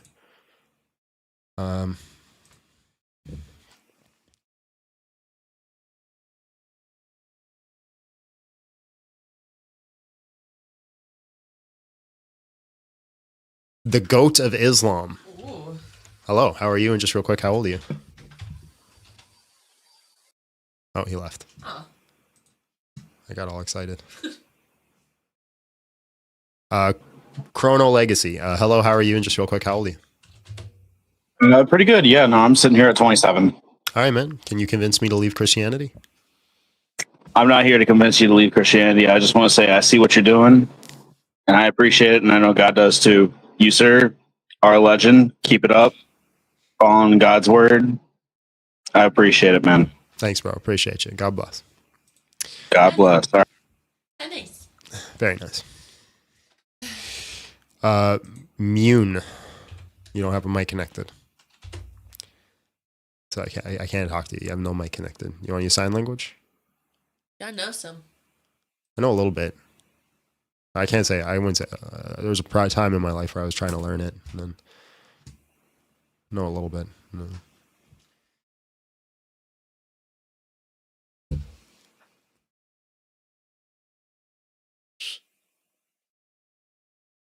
There's a little bit. We wanted to learn it so that we could talk to each other. So we could talk shit, yeah.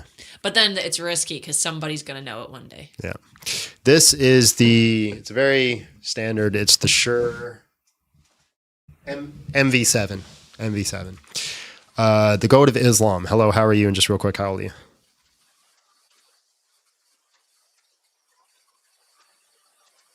What you doing, bro? The goat of Islam can't get his mic working?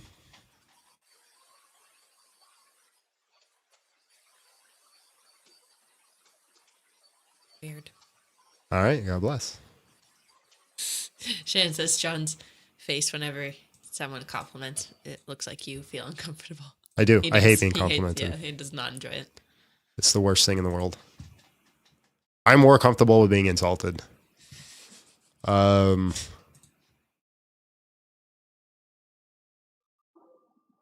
Drew, hello, how are you? And just real quick, how old are you? 42. All right, man. Can you convince me to leave Christianity? No, that's impossible. You know, your beliefs are your beliefs. Just like you can't convince me to join Christianity. All right, but I appreciate your time. I do have a question. No, you have a question that's in a style of trying to convince me to leave. So just own it. I mean, you can listen to the logic behind it. Yeah. Listen, I'm more than down to listen to the argument, but I just want you to be honest and transparent, right? You don't have a question to learn because you just told me right off the bat that you will not be convinced to leave your religion. So your question is meant to convince me to leave Christianity, But you already started on the Maybe you're deception of you don't want to convince me to leave Christianity. So just own it and say, yeah, no. you will. Yeah. Maybe your answer to my question might convince me. I don't know. Maybe you might have that for me. What's your question? Is that possible? What's your question? Okay, I want to talk about the Garden of Eden. Okay.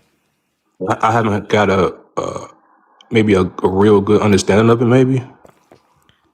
Okay. What's your maybe question? I'm missing something. All right. As far as God's properties, on his omnis, is he all knowing? Yes.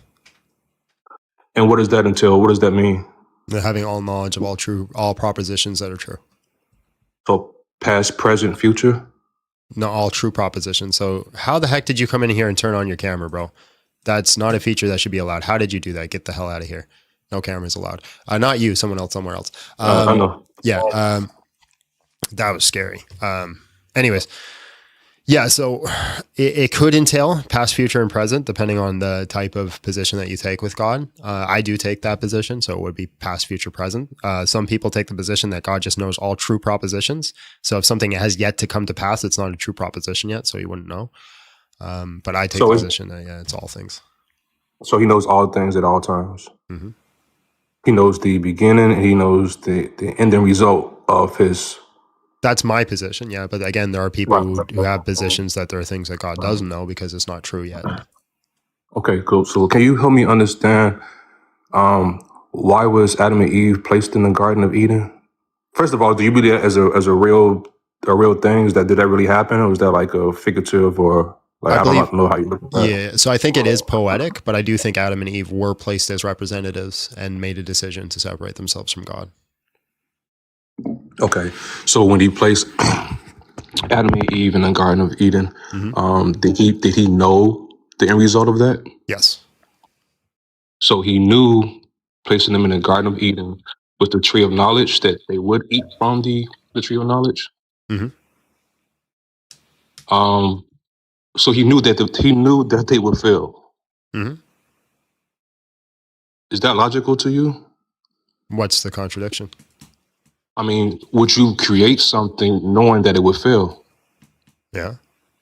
You would? Yeah. You would create something knowing that it will fail.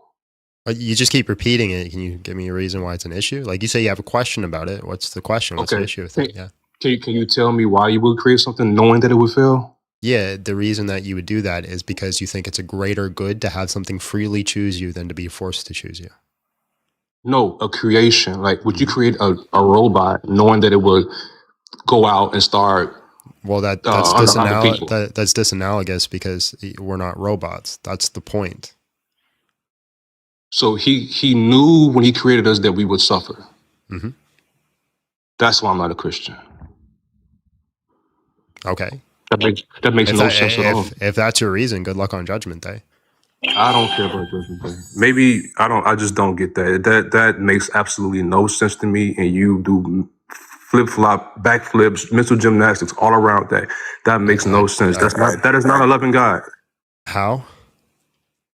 Why would you create your creation to suffer and to fail? Yes, because it's a better creation to have something to have the ability to freely choose you than a creation that cannot freely choose you. And the ability to you want me to answer the question? Let me answer. Go ahead. The ability to freely choose you allows you the ability to fail. Okay, but why would I create something knowing that it would never choose me? It does. We do. But you knew when you created that it would do the thing that it did. Yes, because it's a better good to have something freely choose you than to not. But the thing that didn't freely choose you never had the chance to freely choose you because when you created it, you knew that it wouldn't freely choose you. It still had the... Are you saying that because God knew they couldn't do it differently? Because God is all-knowing, beginning and the end. Yeah, knowledge is not causation. Right. I can't. Okay, man. You have a good day, Big John Steele.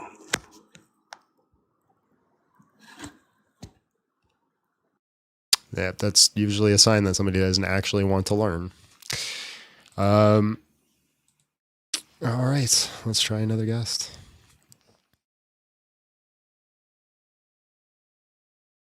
The only Muslim. Hello, how are you? And just real quick, how old are you? The only one? It's the same guy.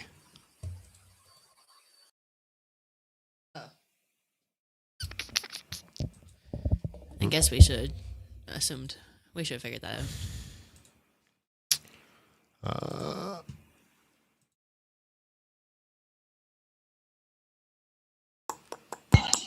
Hello, how are you? And just real quick, how old are you? Hello, I'm for 27. All right, man. You got a lot of background noise. If you wouldn't mind just looking at that. Can you convince me to leave Christianity? I just had a question about Christianity. Hello, how are you? And just real quick, how old are you? I'm 21. All right, man. Can you convince me to leave Christianity? Yeah. How old do you think Mary was? About 20, probably. Well, you'd be wrong. Okay, why? Because peer-reviewed studies would suggest that she was between the ages of 12 and 15. Which peer-reviewed study? There's been multiple. Most of them, some of them say she was between 12 and 17, but none of them Which say one? that she Name was one. over the age of 18.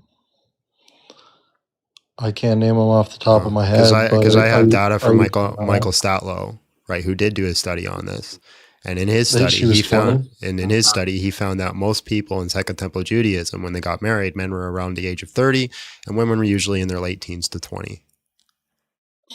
All right. Well, I can go find that real quick. Are you gonna let me go off and come back?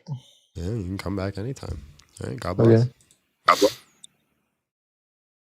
Do you think it was a bad thing? Go find your study and then come back. We thought you were leaving. Big John Steele is a liar. Hello, how are you? And just real quick, how old are you? Oh, you left. Oh.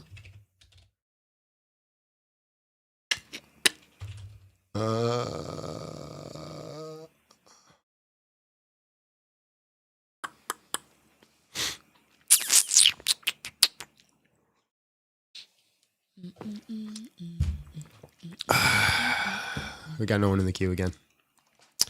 No one in the queue. No one in the queue. Pen in the mouth equals rainbow? That means I'm gay. Call me gay. You chewing a pen means you're gay. Yeah, I have an oral fixation and a happy wife, let's just say. Oh my god.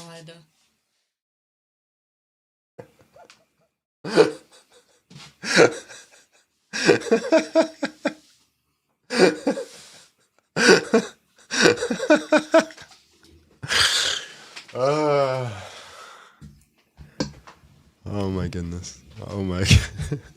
We're not a family show. I keep telling you guys we're not a family show. I keep telling you guys that. We're not a family show. Carl, hello, how are you? And just real quick, how old are you?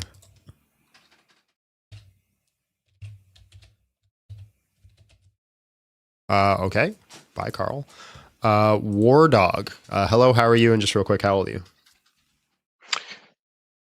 Hey man, I'm great, thank you.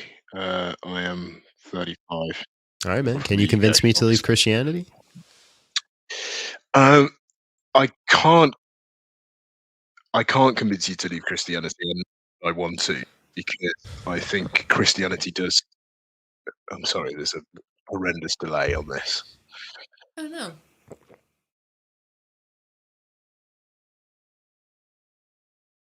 Is he still there? No, he left. Oh.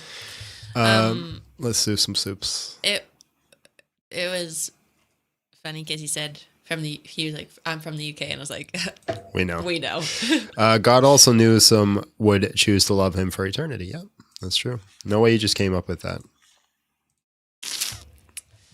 I say some out-of-pocket things. He is quick, and he doesn't really have a filter. No, there's no filter between my brain and my mouth. It's these have been such interesting customers as of the past month.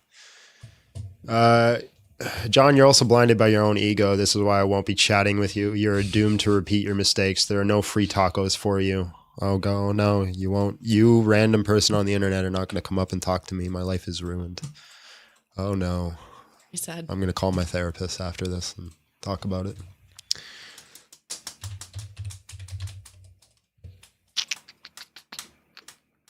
Is this person going to connect? Yes. Hello, how are you? And just real quick, how old are you? Hi, I'm good. And yourself? I'm How old are you? 25. All right. Can you convince me to 25, leave? Can you convince me to leave Christianity? Yeah, so you guys say Jesus is God, right? Am I correct? Yes. So how can God have a mother when he's not created by anything? Because his mother was Mary. Yeah, so he creates a flesh, he proceeds in that flesh, and then the flesh is born. No, I hear what you're saying, but Jesus came from Mary, right? Obviously in the most respectful way, because I don't mock anyone, but this is a reason why I believe, one reason why you should look into Islam. I've looked into Islam. I've read the Quran front to back. I've read the tafsirs. I've read the hadiths. I don't know what you want from me. Sure. I just believe that that could not be possible in, God's nature, or even to become a human. Because I believe that everything has balance. I know that God is capable of everything. Okay. I've heard that logic before. However, I believe it needs to be within logic and sense, because if you think about it, if I ask, which law of logic does he break by subsiding or proceeding in human flesh? so I believe that if you ask, can God stop existing? Because obviously he's capable of everything. You're not It's answering the still question. like, Which law of it's still logic does beyond. which law of logic does he break by proceeding in human flesh? So it goes against his nature. So which law of Basically. logic does he break? Because you said it's not logical. I'm not sure how to answer that one. Okay, But so it it's doesn't not break logical. any law of logic then. Oh, so in Islamic theology, it would be considered against his nature, and then obviously the Quran states, he can't be incarnated, or Okay, but it doesn't say that. It says that's he presupposing can't be Islam. I don't believe begotten. Islam is true. So Sure. So- So yeah, that's just what I think you should look into Islam. That's the reason why I've already looked into Islam. I've read the Quran front to back. I've read the hadith. I've read the tafsir. I understand Islamic theology. I know how it works. Right. For me to take your position that it can't be possible, I have to presuppose Islam is true. I have no reason to believe Islam is true. What's your reason, like, if you don't mind me? To say that Islam is false? Well, let's do the historical contradiction, right? Islam, the Quran comes 600 years after Jesus, 700 years after Jesus, and says that he wasn't crucified. It was only made to look that way. The source is only one guy in a cave having a seizure. So I believe that that's not a contradiction, and I'll tell you why. Because firstly, I believe, like, obviously the foundation of your belief in God is very important. I believe he can't be defeated to begin with, because he's meant to be everlasting and he cannot die, even if he was a spiritual That's get not God. even what I'm talking. I'm talking about a historical contradiction. All historic data says that Jesus Christ is crucified. Whether or not you believe he resurrected is irrelevant. The historic data says he was Sure. crucified. Right? So He is there comes any he comes evidence to 600 prove he that comes he's 600 years Jesus? later. He comes 600 years later and says, "No, that didn't happen." Right? Both cannot be true. So one has to be Sure, like- wrong, and considering the earliest sources disagree with him, I have no reason to believe that he's right. Yeah, so I hear what you're saying about, like, this historical evidence people have gathered, but how do you know that that was Jesus, like the DNA? How do you know? And this is just another question. Because all the data that we have, historical sources, earlier sources, says it was Jesus. Now, But we is it? can't prove his Let DNA. me finish. Is it logically possible that it was somebody else that was put up there? Sure, that's a logical possibility, but it's not evidentially true. You don't have evidence to back up that claim. So I as a rational person, I'm justified in rejecting it. Yeah, so basically I could say, well, I need his DNA proof. So Islam could possibly be right then. I know Okay. it's right, Do but you believe posing Muhammad's a prophet? question to you. Yeah, I do. Okay, show me But his what DNA. I'm saying is you don't Show need me. evidence Hold to on. believe something. Show me Your his belief is DNA. within God. Show me his Because we can't DNA. see God either in that Ma'am, logic. Show me his But we DNA. believe because it's our faith. It's something that makes sense. You're not listening. I You're don't just believe God yapping. could be defeated. You're not listening at all. You're just yapping. I don't even think you heard anything I said. Right? Can you show me his DNA? No, I can't. Okay. But So then why do you ask me for Jesus? Jesus's DNA? So I'm asking because I'm trying to make a point that you said historically there was obviously evidence backed. But how do you know that's actually Jesus? That's what I meant by that. I'm not trying to say, because we believe in Jesus existing as a messenger. So I'm just saying that, all these points could be. Because we have a ridiculous amount of documentation that says that Jesus Christ was crucified.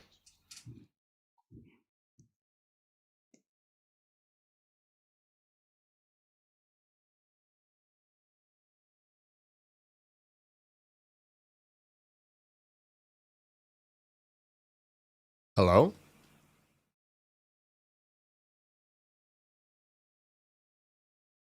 Are you still there? I have a feeling she's gone. Okay. Oh my days. Oh my days. All right, well, we're finally getting back up to the way the things are supposed to be. Oh, we got our guy with our peer-reviewed paper. All right, man, what's your paper? All right. I can't hear you when you're out of the app. How old was Mary when she had Jesus by Melissa? Can't hear you when you're out of the app. Cannot hear you when you're out of the app, man. Mary, Melissa Petruzlo. Cannot hear you when you're out of the app. Mary, can you hear me now? Yes. I just said her name like 3 times. Do you Mary have the paper? Petruzlo. How old was Mary when she had Jesus by Melissa Petruzlo? How old was Mary when she had Jesus by who? Melissa Petruzlo. Petruzlo.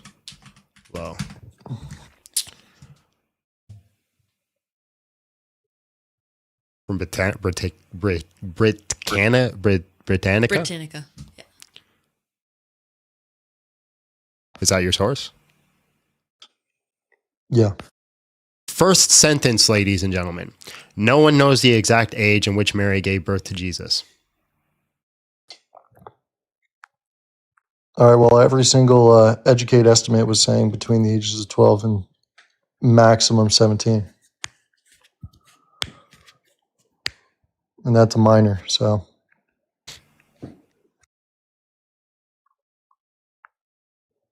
Then why is it that, according to Michael Statlow, all the data he found shows that they were getting married in their late teens? Why am I suspended now? This behavior is not for our policies. I'm feeling I didn't even do anything. You provided nothing except one person saying we don't know. That's just what the general consensus is. Really? Are you saying the general consensus? Okay, can you give me the consensus of scholars? I just sent you a source. I can send you another one. What's her scholarship in? Melissa Bertazzo. She's an assistant manager editor.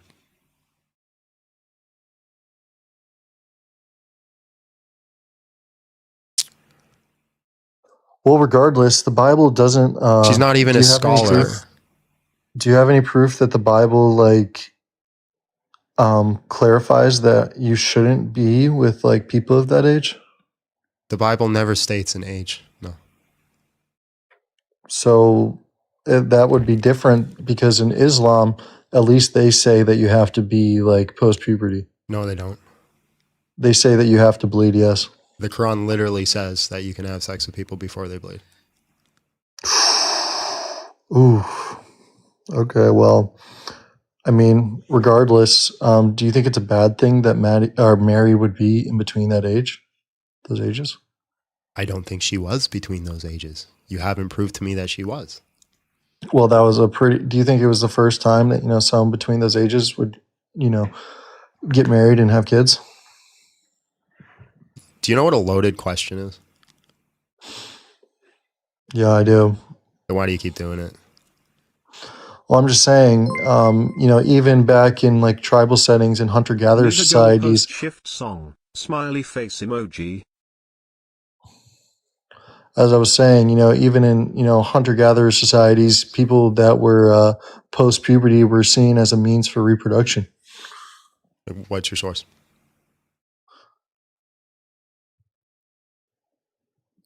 It just makes sense. That's just when the biological clock starts. Just makes sense. I mean, do you have any evidence to suggest that, 13-year-olds weren't getting pregnant? Weren't? No, I think it did happen. But you're saying it's the general, like, hey, that's what everybody did all the time. It was just the normal thing. Do you have any data at all? Do you think that's a bad thing? Yes, it's a bad thing Why? to sleep with children because it causes harm. It's a harm principle. It's not children, they're teens. Also, children. child is a social construct. This I know exactly. I remember this guy. This is the guy who's not a Muslim, but he's actually just a pedophile. Well, I appreciate that, but pedophiles are for prepubescents. You're a disgusting human being, and I actually hope you fall down a well and break both your legs. Well, I appreciate it, but yeah, I remember that guy. I remember that guy. That's the. He's not a religious guy. He just thinks that you can do it. That's perfectly fine. Absolutely, with full chest is a primal thing. Yeah, primal, I remember now. He's just a primal person. Yeah. Allah has sons. Hello, how are you? And just real quick, how old are you? Oh, no. All right, appreciate you. Did you block him? You should block that guy. I don't know how. Hello? Hello, how are you? And just real quick, how old are you? I'm 18. All right, can you convince me to leave Christianity? Possibly. All right, go for it.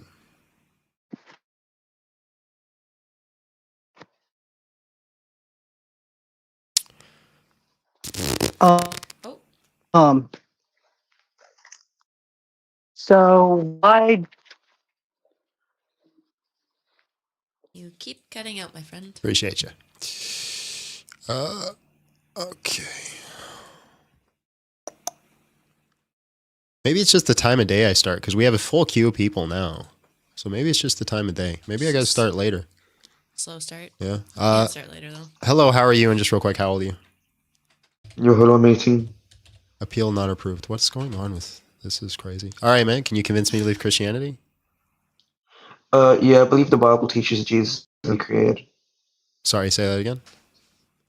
Yeah, I can just show that the Bible teaches that just Jesus is going to be created. Is going to be created? That he is created, yeah. Go for it. Sure, let me just get the verse. Just out of curiosity, even if you did convince me that, how would that convince me to leave Christianity? Well, does Christianity teach the doctrine that Jesus is going to be uncreated? The Trinitarian point of view. But why would I just not appropriate a heretical viewpoint if that was the case that you showed me he was created? Yeah, well, first I just argue against this, and then if you still don't leave Christianity, then I just bring a different argument. Why don't you do that argument then? If this argument, if this is just going to make me appropriate a heretical viewpoint, why don't you just use your final... to clarify, do you believe the doctrine of Trinitarianism? Hold on. Why don't you just do your final boss? What do you mean final boss? Well, I mean, let's say you bring this argument, and it's a solid argument, and I'm convinced Jesus is created. Why don't I just become a Jehovah's Witness? So instead of actually holding to Christianity, you'd hold to heresy, which just isn't Christian.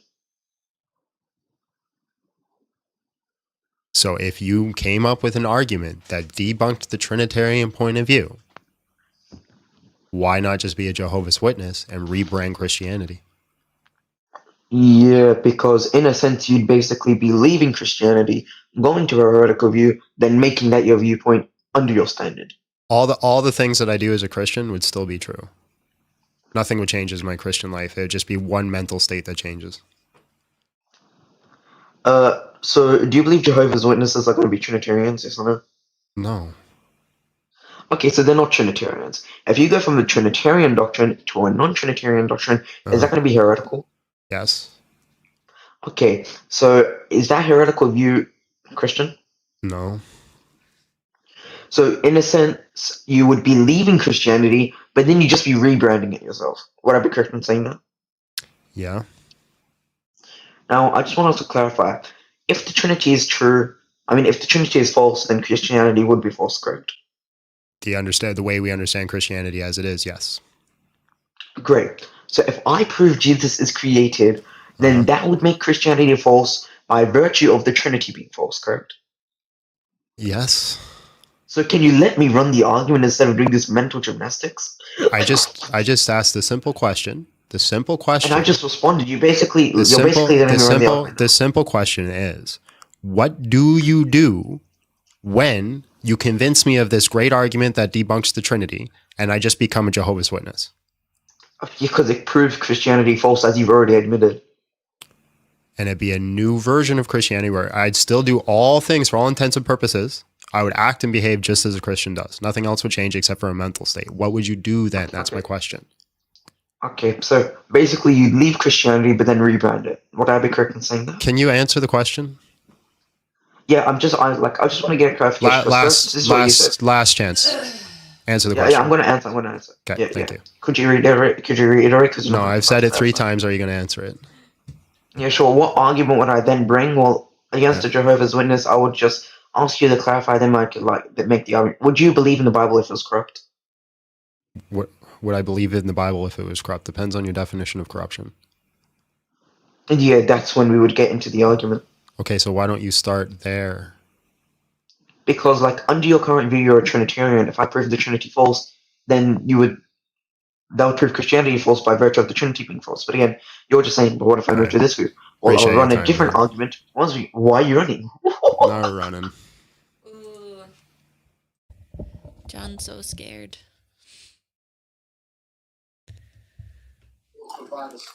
Hello, how are you? And just real quick, how old are you? American viewers can expect sort of verbal and salvo. Hello? So that the president has the cover to call a halt. I think that was an accident. That dude was mowing. Hello, how are you? And just real quick, how old are you? I'm 35. All right, man. You got to stop yelling at me. I'm just a guy here. All right. I apologize, but I'm not trying to convince you. All I want to tell you is Jesus Christ is King of Kings, the Alpha and Omega. He is number one. Period. All right. Thanks, man. Appreciate it. Why do you have to yell at me, though? I think he was far from his phone. Paul, hello, how are you? And just real quick, how old are you? You got to turn me off in the background, man. Paul, hello, how are you? And just real quick, how old are you? I appreciate you.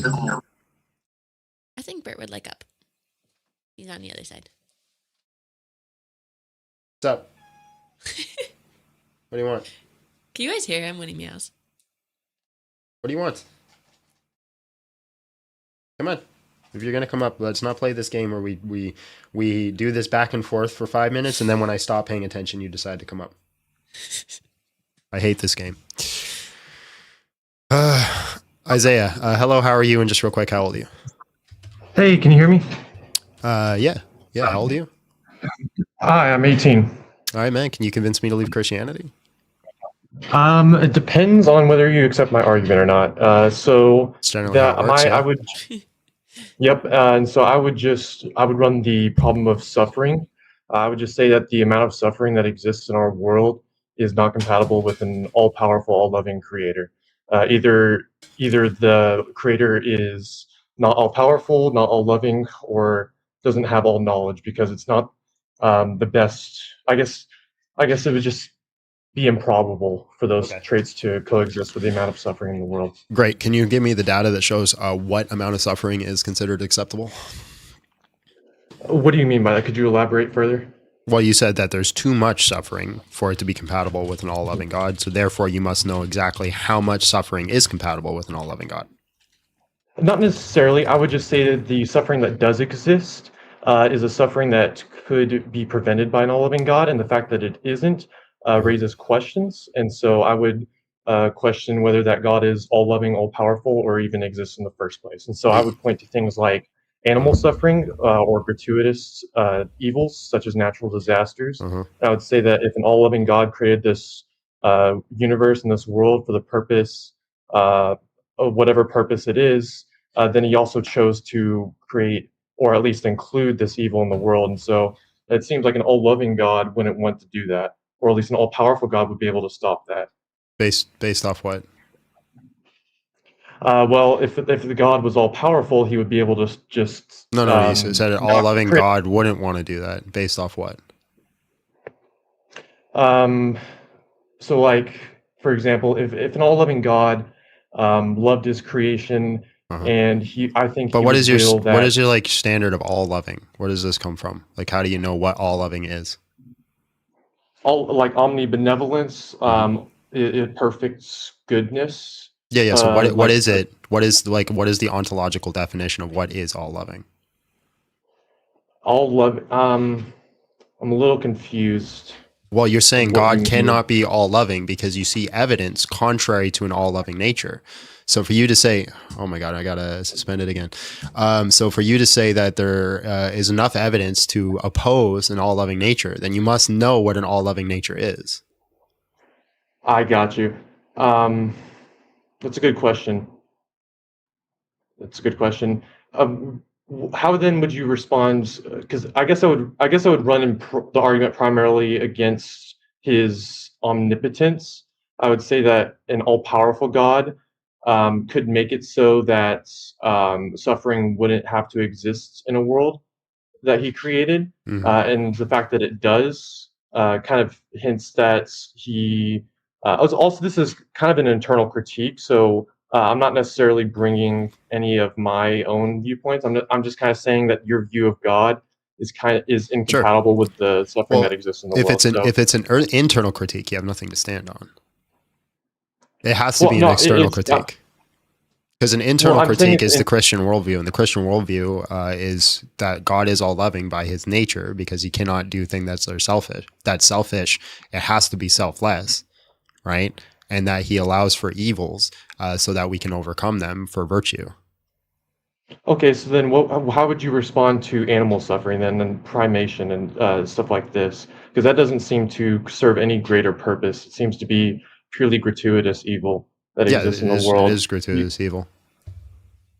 Why do you think? I'm just saying that I'm pointing out that there is a contradiction by saying that God, like you said, wills that we would overcome evil for a greater good, but then there also exists evils like animal suffering and also evils like natural disasters. The possibility allows for virtue. I'm sorry.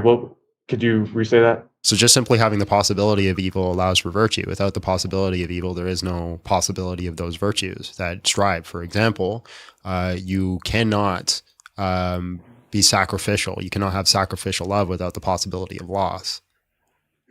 Now that doesn't mean that all loss leads to sacrificial love. It just means that there's a possibility for it. In a world where we have these potentialities, it means that we can actualize a higher and greater good. So we have these animals that can suffer, right? There's a Swinburne talks about animal suffering quite a bit. Now Swinburne argues that animals don't understand suffering in the same concept that we do, that there's like a disconnect. So they don't suffer like we suffer in the same context. Now they still have suffering, but not to the full extent. And then you can also read, there's a good book on animal suffering. I forget who wrote it. And where it talks about that at the end, God is justified because he will redeem all suffering. That's the whole point of the Christian God. So there's a justification because all suffering will be redeemed. So even an animal that suffers, and I believe in universalism for animals, they all will go to paradise and they will all retroactively consent on the suffering that they went through because in the grand scheme of things, it's completely irrelevant and allowed for greater virtues. Okay, I understand your response, and I have two things in response. First, for the first kind of defense you gave for the animal suffering, you said, I would like you to elaborate a little bit more on it, because it seems like you're saying that animals don't suffer in the same way as humans. What exactly do you mean by that? Yeah, so for example, fish don't have like the brain capacity to understand suffering the way that we do, to like comprehend it. Okay, but you would still say like it's still a moral evil, like that suffering exists for the animals. Yeah, it's not a good like thing. it's still morally an evil. Yeah, okay. All right, we would agree on that then. And then for your second defense, you said that they will eventually be redeemed, and that this is like a greater good it's better for them to suffer and then be redeemed. No, they will retroactively consent, right? So they'll look back upon it and they'll say, yes, I understand the possibility of evil allowed for these greater possibilities of good, and I consent to that. And they will all be redeemed and have the evil destroyed. See, when you're talking about like all just, what is justice? Justice, by definition, is destroying evil. And that is the promise in the Christian worldview, is that God will one day destroy evil. Your contention is that he hasn't done it today. I guess my contention would be so you're saying let me see if I understand this right. So you're saying that the animals that the purpose that he allows for the suffering of animals, that it would eventually bring about a greater good. Is that a general way to understand what you're saying? No, just the possibility of evil. Not animal suffers, therefore greater good will happen. There's no greater good for an animal dying in a forest. Okay, every 5 seconds I get a notice saying that I've been blocked, and then I appeal it and says the appeal goes through. TikTok, make up your mind. Am I blocked or am I not? All right. So there's no greater good in an animal suffering in the woods, but the possibility of evil allows for the possibility of greater goods. That's the point I'm talking about. Because we have the possibility of these great evils, we have these possibilities of these great goods. And a world that allows for the possibility of the great goods is better than a world where we don't have it at all. Gotcha. And the animals, the justification for the animals going through these evils is that they will be defeated and destroyed one day for them. Okay. I can see why that would apply for humans, but why does, because of course God under your worldview can intervene, and he works alongside with the world and can intervene and work miracles and whatnot.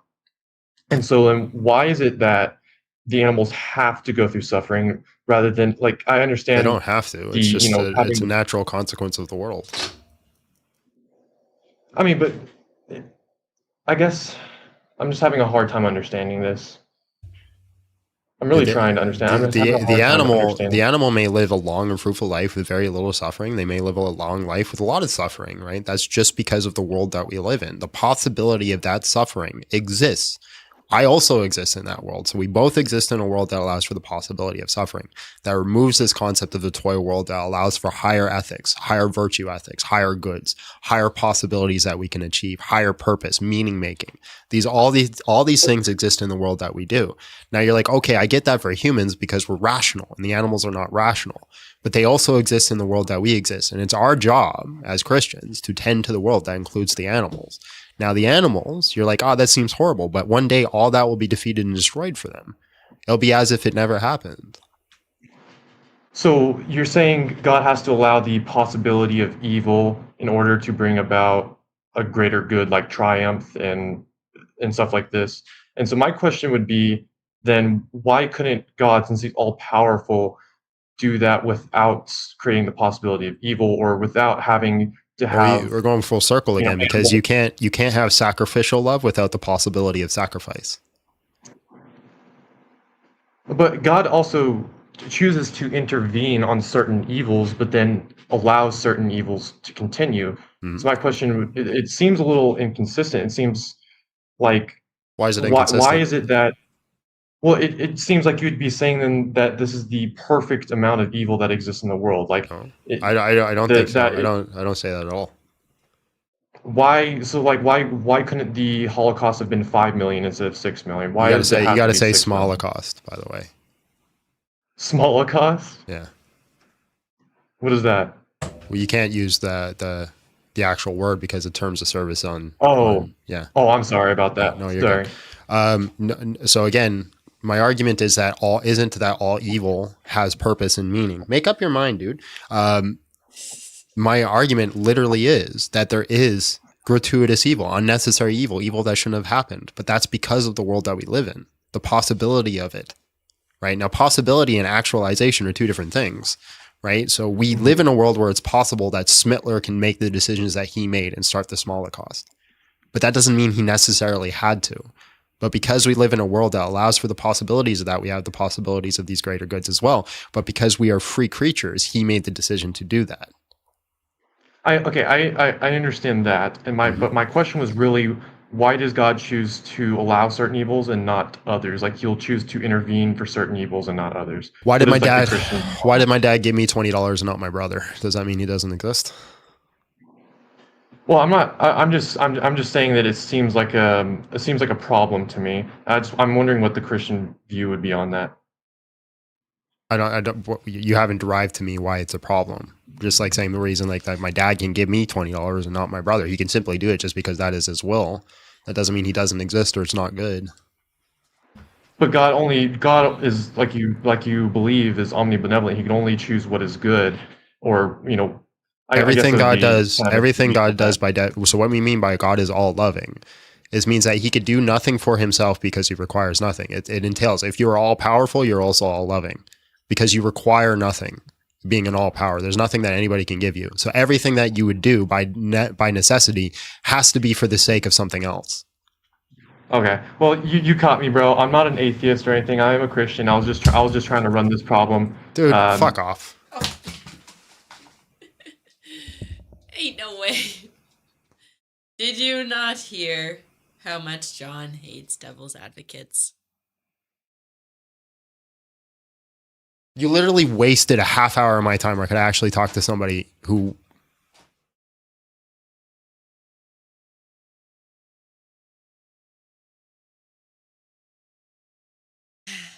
Me thinking I'm having a conversation with... Don't do that shit. Me thinking I'm having a conversation with somebody who's an atheist and actually maybe going to give the gospel to somebody, and you turn out to actually be a Christian. Come up, if you're a Christian, you got a question, come up, ask a question. I'll tell you I'm not taking questions. I took questions on Monday. That shit pisses me off more than anything. Devil's advocate arguments, don't do that shit, man. It is kind of dishonest. You just wasted a half hour of my time. Okay, where's my pen? I just threw that, mother trucker. Pardon my language, by the way. I feel like that would be classified as lying. Oh, there it is. Get over the cursing. I don't do it that often. I think so. Hello, how are you? And just real quick, how old are you? Hello. Hello, how are you? And just My real name quick, how old are you? I am doing great. I am 53. All right, man. Can you convince me to leave Christianity? I can try. Yes. All right, So go ahead. let's go with some logic first. Okay. Okay. I do respect you, and I respect your courage to be on this kind of a subject. Thank you. So it says in the Bible, because we gotta establish some key points from the very beginning as a foundation of this discussion. So number one, it says in the Bible that all of the creation is finished. Your microphone is very choppy. Is there any way you can get like, I don't know how you can fix it. Maybe go close to your Wi-Fi. Maybe unplug your microphone if you're using one. Something. Can you hear me now better? It's still very choppy. You seem like a nice guy. I don't want to boot you, but if we're still running a show. If it's this choppy, I might have to move on. How about now? Is this better? Not really, no. Oh my God. Shit. Can you hear me now? Still kind of fuzzy. I think we're getting better though. So it says in the Bible that. Hello? I think we're good. Go ahead. It says in the Bible that all of the creation is finished. Point number two, everything God had. There is nothing new under the sun, right? Everything has already been done, right?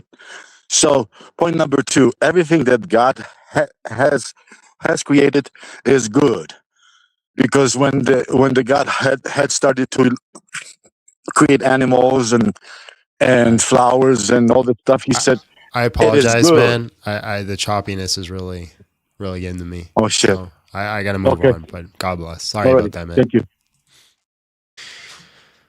What is your issue, bud? You've been fed. Bethan, hello, how are you? And just real quick, how old are you? Hello, I'm 25. All right, man. Can you convince me to leave Christianity? I think so. Okay. I guess it kind of depends on you. Okay. What do you got? Well, I can see you've got a family, a beautiful wife you probably love very much and respect, and hopefully something like equal rights, equal access to dignity is important to you. No. And if it were, Equal rights, equal fights. yeah, if it were important to you, I feel like a Christian perspective, adopting and upholding Christianity Yeah, I don't would believe be in. sort of. I don't believe in rights outside of God-given rights.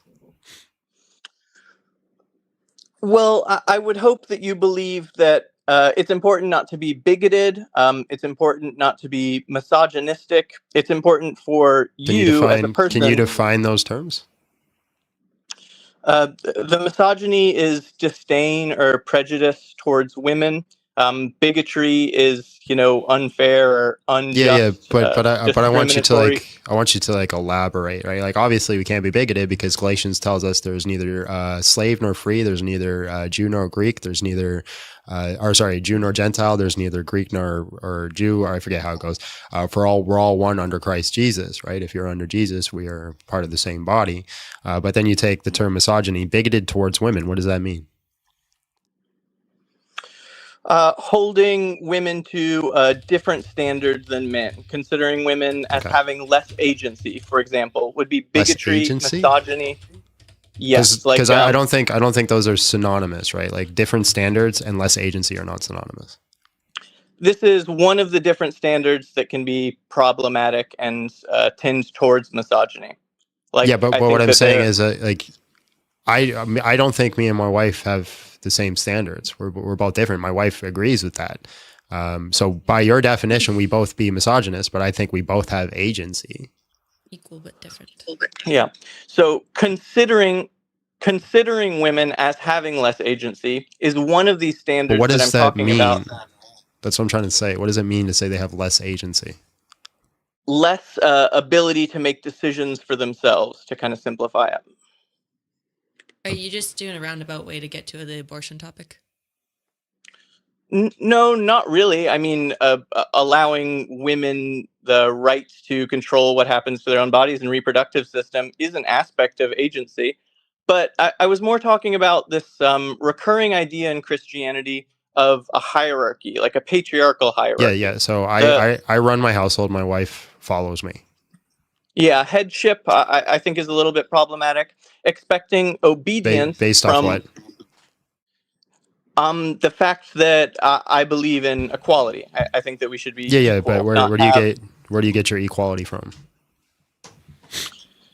Well, substantiating that two people are equal, I've started measuring it through, for example, agency or civil rights or Yeah, but where do participation in democratic society. rights come from?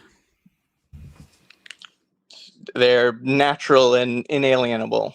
Just because you are born, you have agency. You have equal agency to everyone else who is born. This is just a inextricable fact. Okay, so you're saying it's an axiom, right?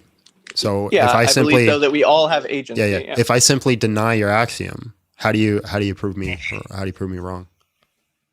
That we are not equal in agency, or just denying it. Yeah, if I just simply say there are no rights, they don't exist, we are not equal. How do you deny it? How do you go against it? I mean, it seems like kind of a positive claim. I would substantiate that we are equal because of our material and our substance. We all have brains. We all have consciousnesses. That you and I share even many more things than that. We have the same language. I can tell that you have agency. I can tell that we are alike in ability to make decisions and ability to think. For those reasons, it seems like we should have the same rights. Like you're saying that what is a right at all? An allowance to do something. Who's allowing you to have those rights? Well, it's not really a who. Like our agency comes from our brain. The material of our brain is allowing us to make decisions. The right to make decisions Okay. is provided. So are you familiar with force doctrine? That sounds familiar. Explain Okay. it to me. Yeah. So I have, as a man, statistically, men in general are stronger than women. You agree with that? Okay.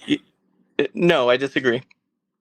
You don't think statistically that men are physically stronger than women? Well, that might be the case in some sort of general statistical. You could conduct an experiment where you would find that to be the case. But I think So that there the are strongest many man, examples. the Yeah. strongest man in the world is always going to be significantly stronger than the strongest woman. I'm not sure about always. Maybe right now. That's just factually correct. Like there's literally a guy on YouTube, right? And I know That it's not a can't be study. factually correct. That's There's kind of a- unsubstantiatable. You're It saying is anytime, ever. yes, it is substantiated, right? The strongest man is always going to be stronger than the strongest woman. Always. How do you know that was not the case? Can I finish? Can I finish my Go statement here? ahead. Sure. So for example, there's a guy on YouTube, and I know this is not a case study. He's just a guy on YouTube, has no training whatsoever. He dressed up as a woman and he entered into the women's 100-meter dash professionally, and he won against trained professional women. There's a reason that in sport there are men's divisions and women's divisions.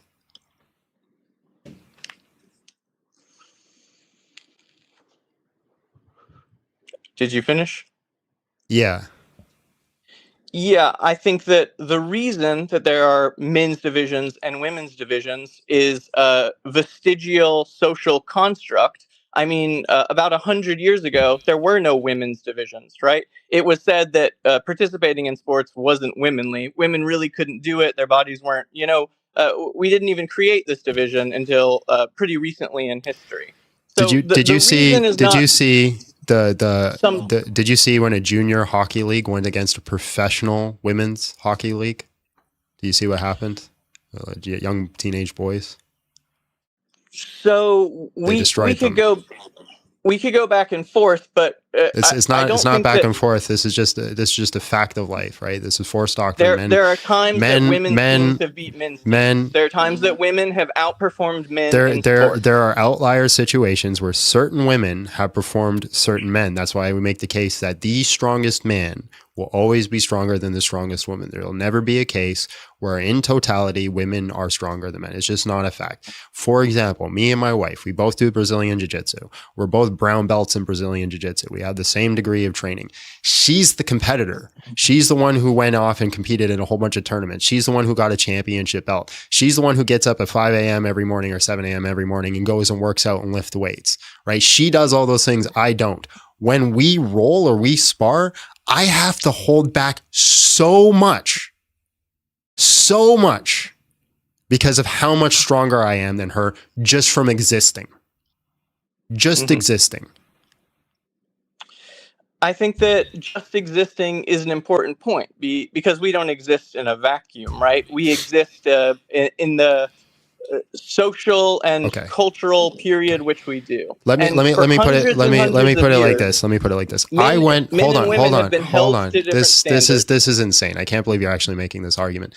I sparred a woman that in our community is undefeated. She has never lost a tournament. She's never lost a round in a tournament. She went off and competed at the highest level. She's one of the best people that we know. When Abby goes against her, we just sign it off. Like, God bless Abby, you're losing this match. Luck. That's how good she is. When I rolled with her, and I have lost almost every tournament I went to, right? I rolled with her. I dominated her. Why do you think that is? Well, I'm kind of getting into it. We live in a society and a culture with different expectations. I think that what you're is the kind of expectation there? I just in general, I rolled with her, a world-class martial artist, and I dominated her. Why? I'm not a world-class martial artist. So our socialization impacts every aspects of our lives. The culture and the society that we live in is formative to us. Do you The think way she that we held back consider because of ourselves. social constructs? I think that women are held back because of Dude, social no. constructs. When we rolled on the mat, when we sparred, do you think she held back because of a social? She's like, he's a man, so I'm going to hold back. Do you think that's what happened? I think this is an interesting instance. I can't tell you exactly what happened. Do you think that there's no woman out there who could beat you when you're rolling or sparring? Do you Yeah. think that a professional doesn't exist who is a woman who could, Yeah, there's I not mean, if not they're- a single woman Tell out there them the that could beat story me. Which story? About the UFC fighters. The Jorge Masvidal? Yeah. Okay, so Jorge Masvidal trains with the champion of the UFC, Amanda Nunes, right? Mhm. She is the best woman fighter in the world. You do not get better than that. They would get brand new UFC fighters that would come in, and Jorge Masvidal, they would go against her and they'd be like, she's a champion, so I'm going to go out. Jorge Masvidal would have to tell them that they need to hold back because they are still men. The worst UFC fighters that are in the men's division beat 100% the championship women's all the time, simply because being men. Now, would Amanda Nunes beat up you? Probably. 100% probably. But what I'm saying is, she is the best in the world for technique for being a martial artist. It's societal norms. It couldn't possibly be the testosterone.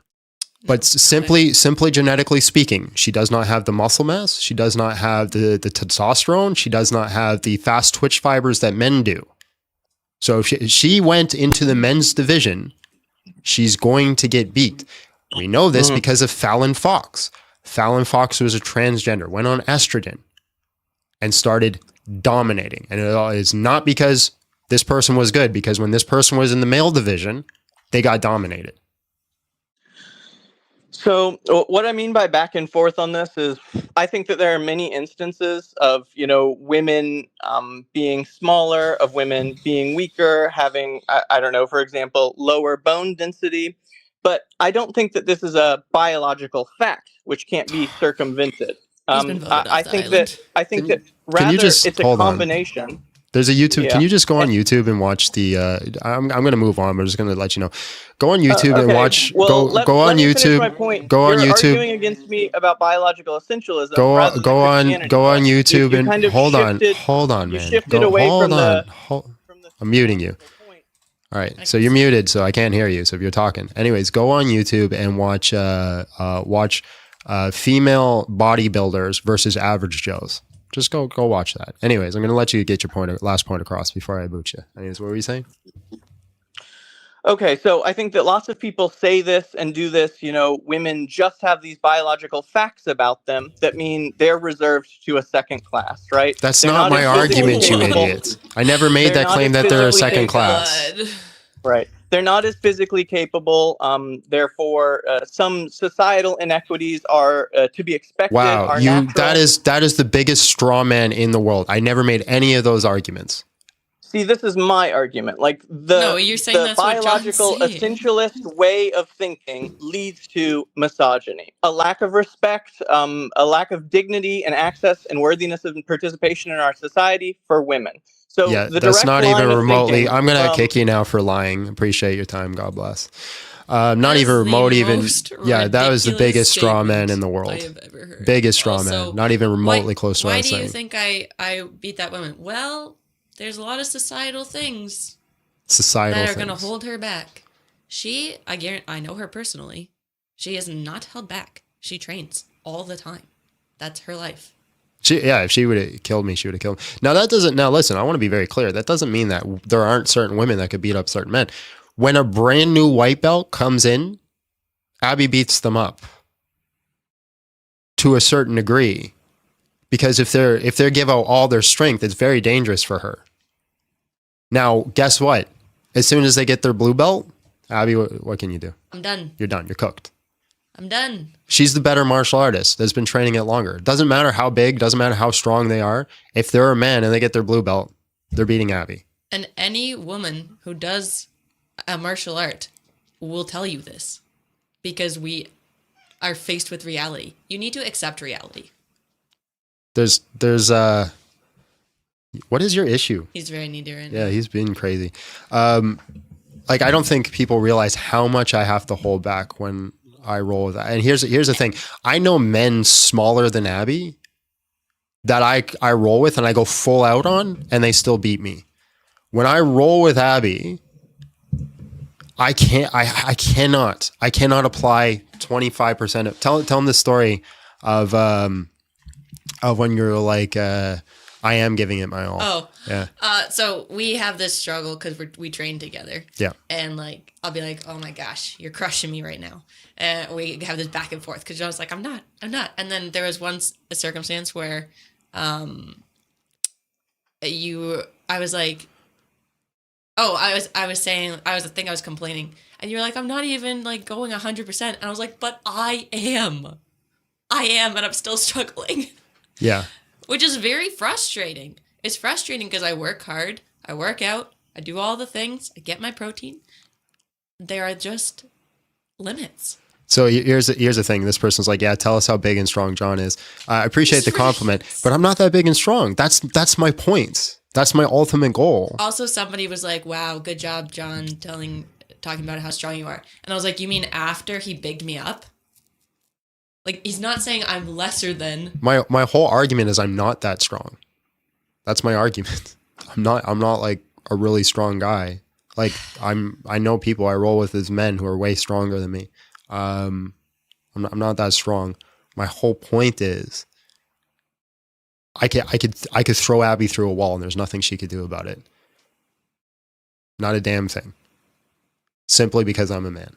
And there are guys who are as heavy as me. Like, yeah. They're my size. They're still stronger than me because they have more muscle than I do. Yeah. Just and fast twitch my fibers too. They have more muscle mass than I do. Reaction time, men have a better reaction time. This is just statistically true, right? Like, I don't think it's fair. I don't like it either. I would rather that Abby could be as strong as a man if she chose to. She can't. It's just the reality of the world. Unless I take testosterone, which is what men have. And male hormone. Even then, if you took a whole bunch of tests, you're still going to have struggle. Because there's just certain things that you didn't grow with, right? Your bone fusion isn't the same, right? Your fast twitch fibers are not the same. There's just certain things you're not going to have. Bert was a Miauslim, and that was what? A pustate and a cat fur. I get it. If it makes you feel better, I actually learned a lot from that devil's advocate exchange, but I understand your frustration. I'm glad that there was some fruit to it and you learned it, but that is a guaranteed way to piss me off. Is if I have a 20-minute conversation with you and I'm trying to convince you of the gospel and you're just a Christian pretending, I want to punch you. I guarantee. Here's the thing. Sorry. My frustration, don't ever do it to me in public because I might accidentally do it just out of frustration. I'm not saying I would, and that is good, but I don't know. We don't want devil's advocates. We want lost souls. Much love. Thank you. I'll probably do. Now, Garen, there's probably people out there who are listening. Like, yeah. But it's dishonest. Like, it's kind of gross, to be honest. And it feels like you're testing me, and I don't need you to test me. Get out of here. In its societal norms, it couldn't possibly be the testosterone. No, science impacts our social constructs. It's just crazy. Anybody's like, yeah, women are just as strong as men are stupid. You're just stupid. Why do you assume it'd have to be a straw man? What if it's a straw woman? Why not a straw person? You bigoted poo-poo head. God bless. Appreciate you. John, can we roll around together? Sure. Do you do jiu-jitsu? Do you train? I roll with anybody who asks. I rarely ever say no to people when they want to roll. Somebody said testosterone is what boys have might be the most uneducated thing I've heard on the stream. I know that I also have testosterone, but men have 15 to 20 times the amount. Yeah. Oh, you don't roll? Well, we can still roll if you want to. Like, just stop being ridiculous. I just don't get how people are still on this thing that women can be they can be. There's certain circumstances where a woman, if she gives everything that she's got, she'll be stronger than the average guy, but she will not be stronger than a guy who's doing the same thing that she's doing. Jade, hello, how are you? And just real quick, how old are you?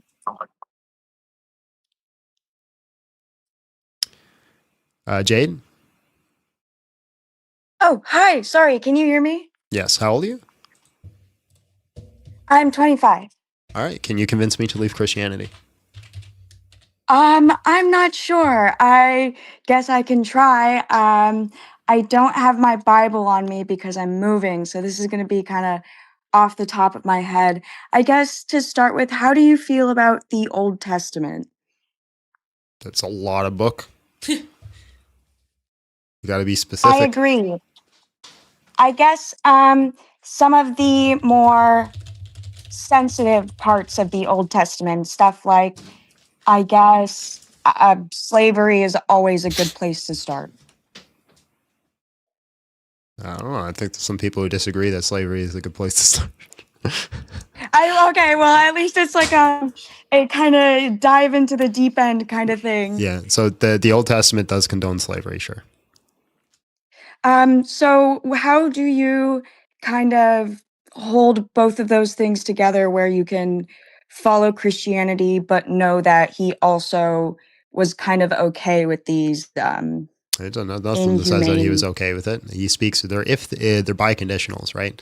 So it's talking about a world and society that already has rules and the way they operate. So all the most of the laws that are given are biconditional laws. They say if you do this, then you should do this. So they operate in a society where 1/3 of the population was pretty much slaves as it was, and that was the consistent narrative right up until like pretty much the 1800s. And that's a part of sanctification. So God's working with a society and a culture, and he's moving them towards sanctification rather than just giving them a law that's like, here's the moral standard that we are trying to achieve. If you want to look at the moral standard of Christianity, there's two places that you need to look. You look at Genesis, the creation account, the Garden of Eden, and then you look at Jesus. Everything else is description. Well, I guess in some places, I don't know, you can tell me what you think about this rebuttal. The laws, if I'm right, were given after Exodus. And that is when they were moving. They kind of were starting their whole new society, or I'm sorry, I also have a brain injury. So just let me put my thoughts together a tiny bit. I'm a Christian, so do I. You're very funny. I'm still healing from it and trying to get back into debate. And when Exodus, they were kind of starting a new society, a new whatever you want to call it. So there wasn't any slavery in place.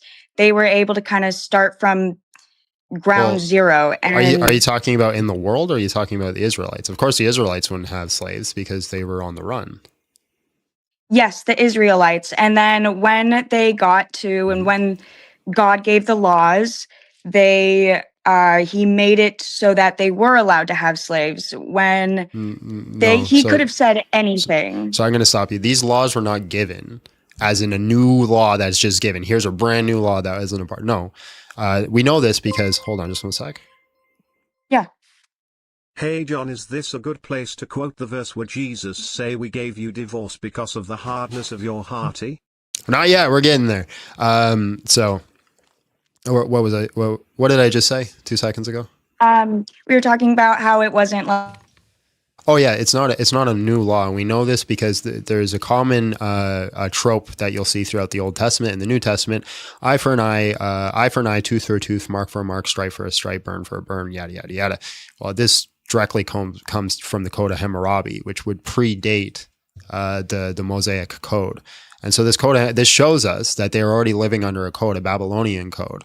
And so they were already under a culture. So when we're thinking of like the Israelites aren't a separate country. They're a nation under Canaan, right? This is all, everything that's happening is like a civil war that's going on. So they already have a law. They're already living under a law. And so God is saying to them, he's like, you say this, I say this. So a good example of this is like, I think it's the Code of Hammurabi. The Code of Hammurabi says that if a slave runs away from a nation to Babylon nation, that you are to return them back to the slave owner. Well, then God sets a standard. He says, well, I say if a slave comes to your nation, you're to house them, right? And you're to treat them as one of your own. So we see a lot of correlates between the two.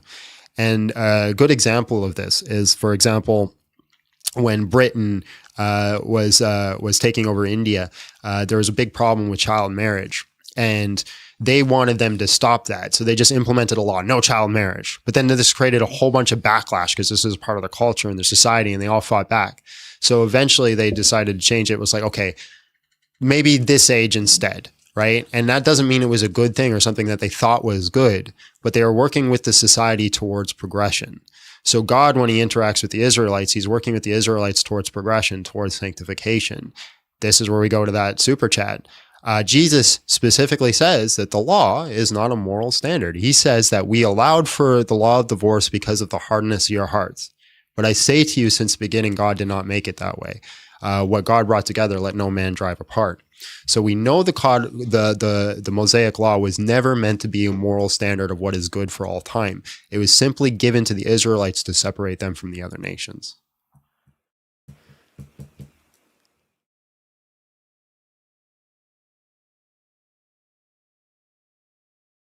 Did I lose you? Somebody says, there's something with this guy's face. Yeah, I'm handsome. Did you lose me? Am I back? No, there you are. I can hear you now. Did you hear me? Okay, hi. Yes, I did. Okay. I won't stray away from the slavery too much, but for the law, I know that it is referenced multiple times as you are supposed to follow the law forever. You know, Jesus said it, God said it.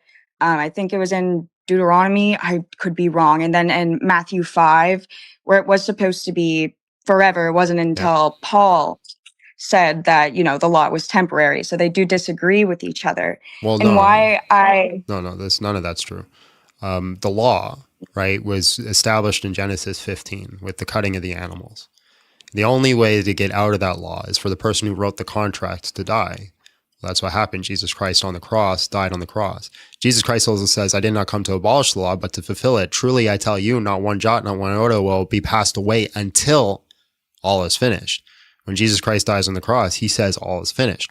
And it's also made clear in the book of Acts that we as Gentiles are not to adhere to the law. We're only to adhere to two things: abstain from blood and abstain from sexual idolatry. Right? So the law was, again, given specifically for the Israelites to separate them. It's not a moral code for all people for all time. I won't say it's a moral, like morals, but I do think the laws, because isn't it, if I'm right, the translation is until heaven and earth passes away.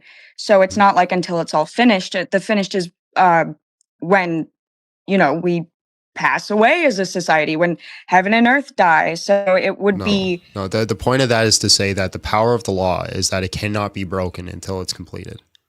That's the rhetoric of that verse.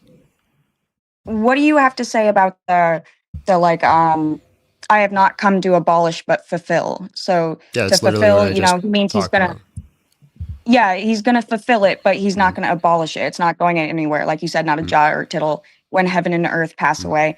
But to kind of go back to the slavery thing, well, I do think it's let's hold on, let's talk about that. I have a buddy of mine in the chat, Striker, I don't know if you're still there. He's a lawyer. My friend who's a lawyer, when you fulfill a contract, do you still keep adhering to the contract? If the contract says that it shall not be abolished, then there's something to. If it's saying that this rule or law, he says the won't contract be abolished. is. Yeah, you're not abolishing the contract. You just fulfilled it. You brought it to its completion. So he says, no, the contract is complete. So the contract still exists. It's not abolished. It's not thrown out. It's just the conditions were met to fulfill the contract. Yes, I would say that I agree with that. That's a great understanding. I will also say the parts where God in the Old Testament said that you are to follow it forever in multiple instances. I'd probably have to, you know, look it up, but I know that it's there. Yeah, it's a perpetual contract with the Israelites, right? And they're all conditionals. For God says, you know, if you match me, I will match you. If you love me, I will love you. If you do this, I will do this. If you follow me, I will give you land. These are all biconditional agreements, right? So Jesus fulfills the law. He brings it to completion, right? And there's a very important parable that's with Jesus. It's the wedding feast. It's 3 times that's brought up in the scripture and in 2 different instances where Jesus basically says that, well, he's come, right, to fulfill all their understanding, but because they reject him, he will cut them off. So everything that was like Israel being the promised land set apart, all that's cut off because they rejected him. They rejected the Messiah figure, which was promised in Deuteronomy 18. if what is your answer towards God saying that this law will be in effect forever? It's for I don't know. again. I don't know if I missed that. Yeah, so it's a perpetual law, which means it's with the Israelites as long as they are doing their conditionals. He'll do his conditionals. Forever conditionally? I don't understand that very much. Well, like my lawyer buddy said, forever laws or forever contracts are not contracts in general, right? So for a contract to work, both parties have to keep up their sides of the contract. If you don't keep up your side of the contract, you break the contract. Okay, so where was there are you saying that Jesus dying on the cross was there, Is not the completing keeping of the the side of the contract. contract? No, it's him completing Okay. the contract. So if you go to Genesis 15, there's an act that happens. Abram is making a covenant, and this is where the covenant starts. He's making a covenant with God. And the ancient practice at this time was when you made a covenant with something, you would collect the animals, you cut the animals in half, and you'd walk between them. That's how they signed contracts, right? It was a symbol of their time. This is literally where we get the term cutting a deal from. Now, what would happen is that one party would walk between and the other party would walk between. And then this contract was made as a perpetual contract that would only come to completion when one party died. What happens is Abraham is put to sleep. So he doesn't walk between the animals. The only one who actually walks between the animals is God. God comes down, incarnates himself, and then walks between the animals. So only God signs the deal for the contract, which means that the contract cannot end until God dies, which is the Christian belief, is that Jesus comes down and fulfills the law, fulfills the contract by dying on the cross.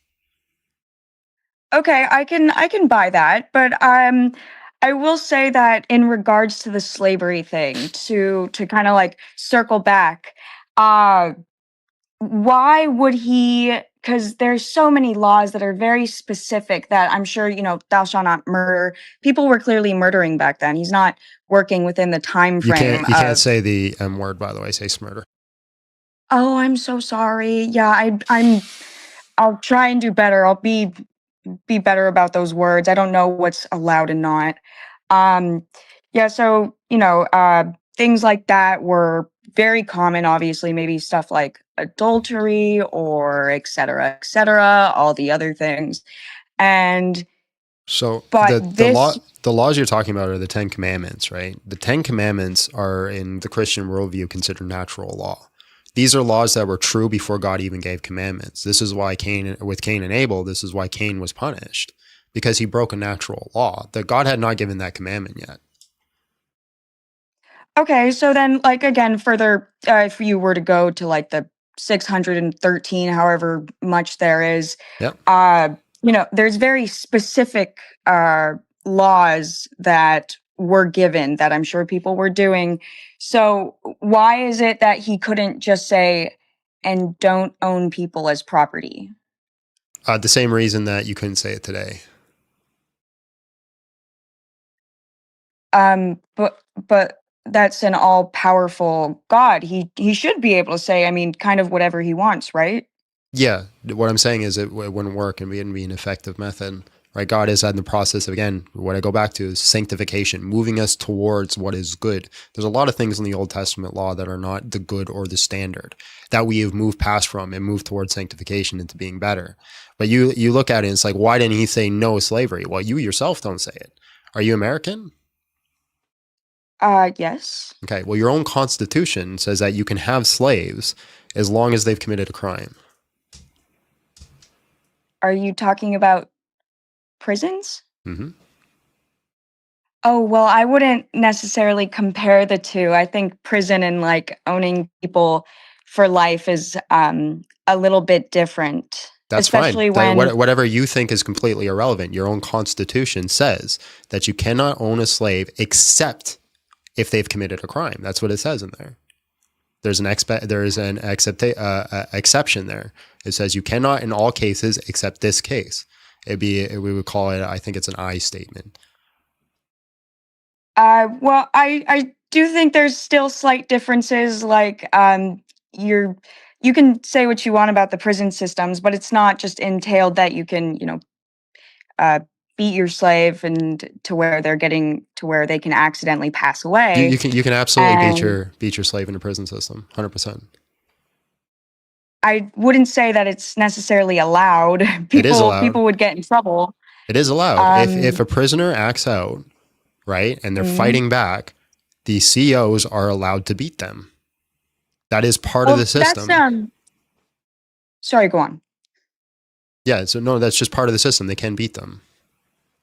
Well, that's fine. Like, obviously, that's more of a self-defense. If there's they're coming at you, other scenarios. But this is very much seems that if you're just mad at your slave that day, that you can beat them within an inch of their life, and it can be okay. It literally says if you beat your slave and they lose their eye, that you're to set them free for the sake of their eye. Also says if they lose their tooth, you're to set them free for the sake of their tooth. That follows the Code of Hammurabi, right? Eye for an eye, tooth for a tooth. If you continue it, burn for a burn, mark for a mark, stripe for a stripe. It says if you beat your slave and you cause harm, you're to set them free. It also says that if you beat your slave and they do not die within 1 or 2 days, if they die on the 3rd day, then you're not at fault. You just have to have like a 48-hour waiting period. And yeah, that's talking about a case of like smurder, right? An act of smurder. So you have a conditional here, which separates from the other nation. So if they beat their slave and their slave dies, then they be punished. Can you show me another code in the ancient Near East where somebody is punished for beating their slave? I cannot, but it's technically he doesn't. I at least don't know off the top of my head. I'm not that, But I do know that within a day or two, you do not get any repercussions. You don't get punished, but you still have to free your slave. Yes, but they would have died in this case. Like as long as they don't die within a day or two. Right. So again, because the day or two is to show whether or not it was you who did the harm or they did the harm. Right. That's the whole point. Again, these are all biconditionals, and there's a case study and when they're supposed to study it. So the idea behind that is that there's a court system that's supposed to look at it and say, were you the cause of this situation? Did you cause the actual death to happen? That's the purpose and point of it. That's the reason why there's a lot of these laws that say supposed. Right? It's giving you an analogy where it's like, hey, in this case, this is the way that you should behave. There's no letter of law in the Old Testament. And this seems to be like what the scholarly consensus is moving towards. So again, we have here in the ancient Near East, we have a progressive system where it says, okay, if you beat your slave and something happens to him, you are to be punished. If you beat your slave and it goes too far, you are to set them free. Well, in other ancient, what I've read from other ancient Near East things, it says you can do whatever you want to slave as much as you want because they're your property. So we actually have like a progressive system here that's a slightly different from the other systems. Now, if you really want to get into like the slave system, there's a really good video that I recommend that you watch. It's Trent Horn, Gavin Ortlund, Josh Bowman, Kip Davis, all 4 people who are all very, very wise on this, who disagree on what the slavery is in the Old Testament, but also have a lot of agreement on where it looks. So if you really want to dive into the depths of it, that's the direction to go. But ultimately, at the end of the day, I can reject that this doesn't disprove anything with Christianity because I know that the Old Testament law was never given to be a moral standard. I can see what you're going for. I think it's just why would this all-knowing, all-loving, all-present God be so almost ruthless with some of his laws? Okay, let me show you an example. Are you pro-choice or pro-life? I'm somewhere in the middle. Okay. So let's say right now, God opens up the heavens and skies and says, thou shalt not abort thy child because it is an act of murder. What do you think society does? I guess if we would for sure know this was coming from him, I would hopefully think that. No, not hopefully. I'm not asking what you would hope would society do. What do you think society actually does? I don't know if we would listen. I'd like to think that we would, because it's, if we actually saw like God talk to us, we're like, oh, okay, we don't want to burn. So I'd like to think that we would stop, but also I know that humans are not, the great listeners. So I guess what answer were you expecting? I'm kind of nuanced with that position. I could tell you what I think would happen. I think people would be just as divided. I think they would say, you can't tell me what to do with my body. I don't care if you're God, right? You've given me free will. It's my choice. I think they would fight back, and they would do exactly what the Israelites did in the desert against God, which is constantly rebel.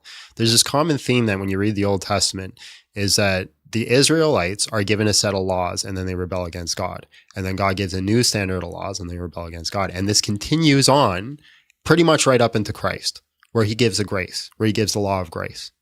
So there's this thing where humanity wrestles with God. The name Israel is to wrestle with God. So we're constantly wrestling, constantly fighting God. I think if God opened up the skies right now and said, thou shalt stop, like I think in 500 years time as a Christian, I think abortion is completely wrong. It should never happen. I think in 1,000 years time, we'll be saying, why didn't God come down and just ban abortion? God can't be real. He would have done it. But in society, in the way society we live now, that's a very nuanced thing. We don't think that is exactly what would happen. So when we're going back to a society back then, when slavery is just the norm, we don't have a single document that condemns slavery until the 1800s. It is just part of society. What would you expect to happen if God just opened the heavens and said no slavery? They would fight back. I agree. Us humans, we are not we tend to disagree on things. I can see where you're coming from. I guess that wouldn't be my only I don't want to pivot, but I see where you're coming from. I'd ask people these questions, what they think about it, other like believers, disbelievers, and I'd probably come back here. What do you have to say? I don't want to take too much of your time, so please just, if you got to go, let me go. I always let people who are cordial and nice speak way longer. Like, I get a lot of shitheads, so when I don't get one, it's a blessing. Oh, I promise to be nice. I'm here to chit chat. What do you have to say about, I'll phrase it kind of nicely, women's autonomy in, I guess it can be the New Testament, but the Old Testament as well, as there are some really awful things. I mean, burning women alive for adultery. There's no verse about burning. It's stoning. Is it not the Leviticus priests? So I'm not going to try to make it better. It's not better. If a woman was committed in doing adultery, she'd be taken to the door and stoned. Yeah, I'd have to look up. I'm almost certain it was the Levitical priests' daughters, if they were known. Those specifically, stoning was, but I think it was the Levitical priests' daughters. There's no burning alive. Not in the whole Bible, I promise you. Okay, I'd have to check where I got that. Bible's packed away for my move. But there's the stuff like marrying those who have assaulted you. There's, I guess actually that's just like a great one to stop on. I won't just feed you information. So let me pull up my notes on that one, just so I'm not talking out my butt too much. There's a great video that if you're genuinely actually curious, I recommend you watch. It's a bit more an audio file, but if you search Michael Heiser and then the number of the verse, or grapist, he breaks this down really, really well. It's about 7 minutes long. And he was a scholar. He's not just a Christian apologist. Like he worked in scholarship for a living. So he doesn't navigate around or come up with false things. Let me see if I can just find a hold on. The dilemma, external evidence. Oh, this shit goes. Those are my no, hold on. That's why I was looking at my recents. Okay. Oh my God. Sorry, my note system is okay. Okay. So yeah, Deuteronomy 22:28, laws on sex with the unbetrothed virgin, summary of the law. So presents a case law about a man having sexual relations with a virgin who is not betrothed, i.e. not married. The text says that the man who seizes her and lies with her, and if they are found, the prescribed outcome is that the man must pay the woman's father 50 shekels of silver and marry the young woman, and he is forbidden from divorcing her because he has violated her. He effectively must take responsibility for her life. There's ambiguity here. So Michael Heiser notes that the law could be read in two ways. It might describe grape, but it could also describe the case of premarital consensual sex that becomes known. Unlike the previous laws in Deuteronomy 22, which clearly differentiate consensual versus grape in cases involve betrothed women with rape or grape being punishable by death, by the wording here is less explicit on whether the force was involved. There is no mention of a woman crying out, which is important in previous verses, because then it talks about if a woman is raped, you're supposed to be listening for the crying out. An explicit statement of her consent or the lack thereof in verses 28-29. The ambiguity has led to different interpretations. Many scholars and translators have taken the seizes her, because when you're talking about that grape word, it translates to seize, at face value and assume it must mean grape. For example, the NIV translates to graper. The term because he has violated her in verse 29 also suggests a serious offense against the woman. Other scholars have pointed out the Hebrew verb it translates seizes, tapas, is not technically the term for grape.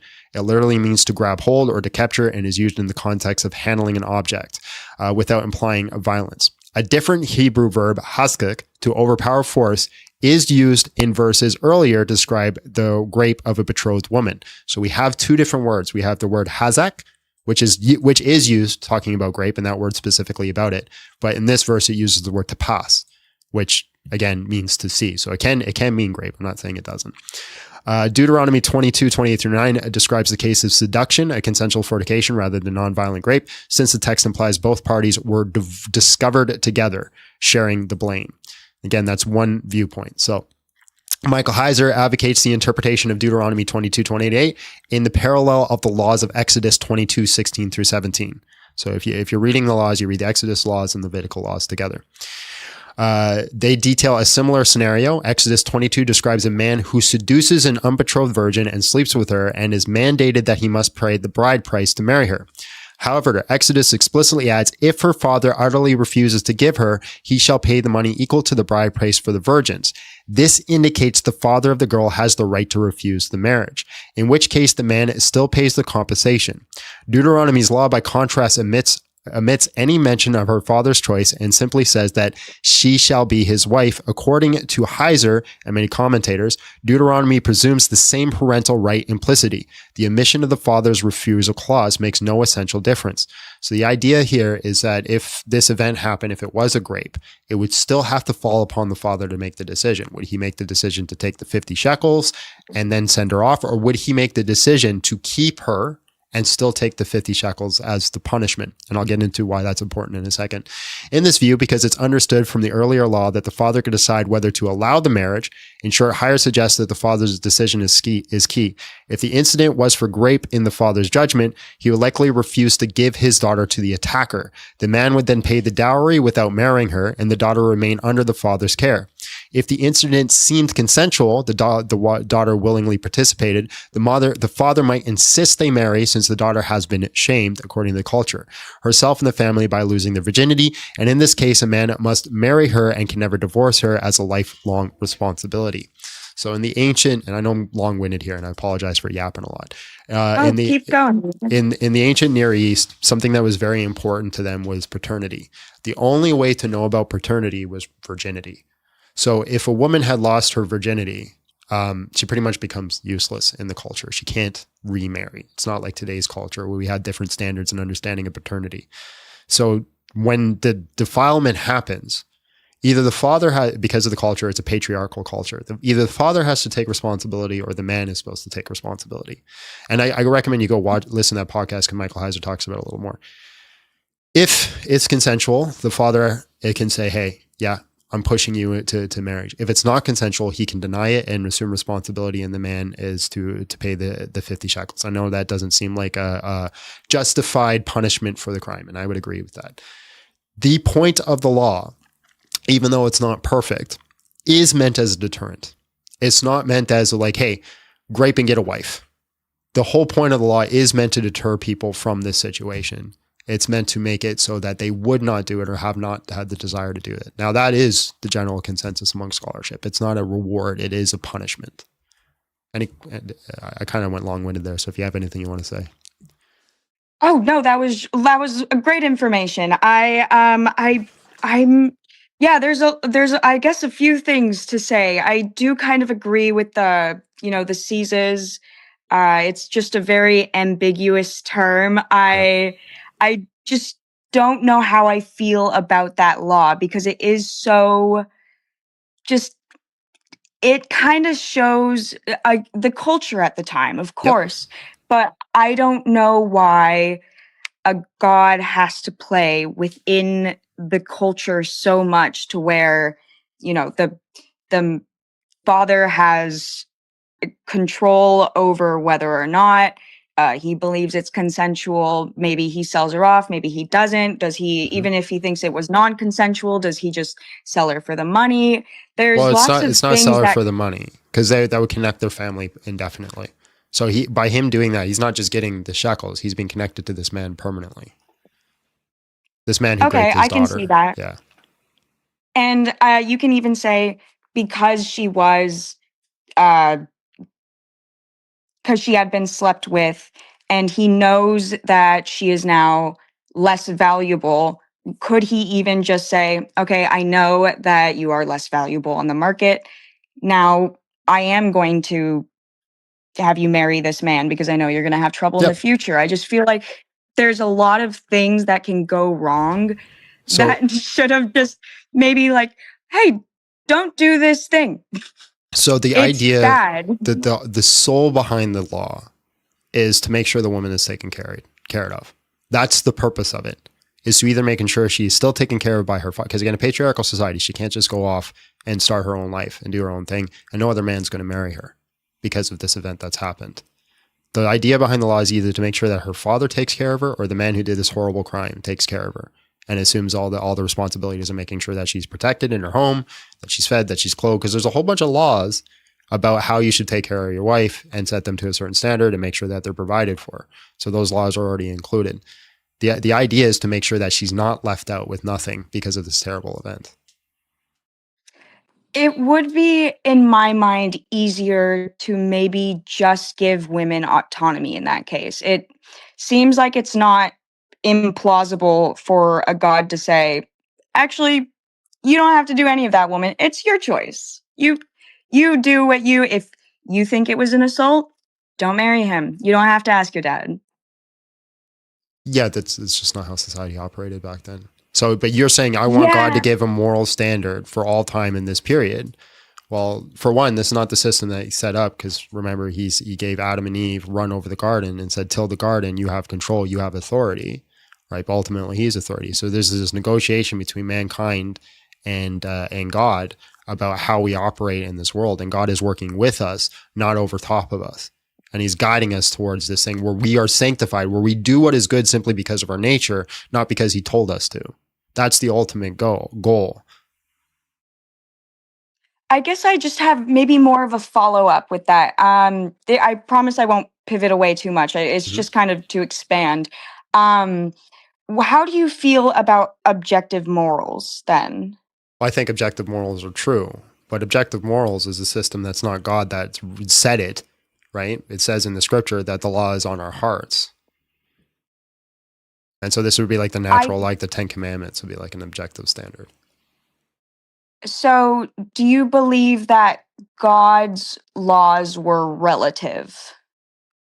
Well, they're relative to the society, yeah. Yeah, so that's what I kind of just have a problem with. Why does he struggle so much to God's not give? struggling. There's no struggle with God here.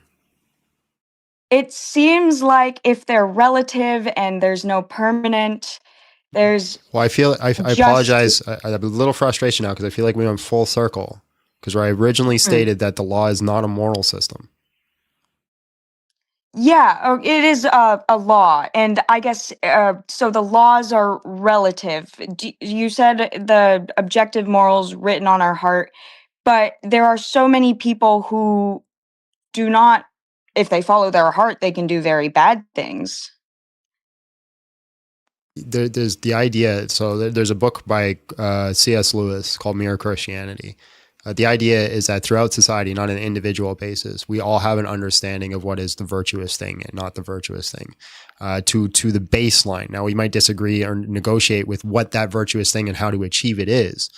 So, for example, there is no society that honors betrayal. That doesn't exist. If we had a true system of like subjective morals, you would expect to see a society that honors betrayal, but we have none. We have nothing that derived that. We all understand that betrayal is a bad thing and not something that we should seek out or honor or put to a high thing. Now we negotiate with what is considered betrayal. That's the negotiation that comes up. Yes, I agree. There are some things I think that can have to do more with evolution, harm, human flourishment, stuff like that. It just seems to me that when you take a god, right, he would point in a better direction than what he gave. So at this point, kind of doing an internal critique without listening to the internal worldview. The struggle is with the purple, not with God. So at this point, I can't say anything new that I didn't already say, and you're just kind of repeating the first contention that you already had. Yeah, that's totally fine. I guess there's I can go into maybe more prescriptions. Why would he let's say David's wives and his baby? Why would he, like, we can talk about laws, but why would he so blatantly prescribe such I'd call them evil things? I think we've been talking for 33 minutes. I think it's probably best now if I jump to the next person in the queue, though. Yeah, no, that's no problem. Go for it. All right. Appreciate you. God bless. Yeah, have a good one. Bye. Bye. Good luck with your move. Let's see if we can do one more before we call it. You should do some super chats, I think. Do we have enough to do since the last one? Well, you could wait till after this call, I guess. We got that one. Jesus is the lamp that comes out of the fiery furnace. Amen. Leviticus 21:9, where it calls for the burning alive. Really? It doesn't? Let's look at it.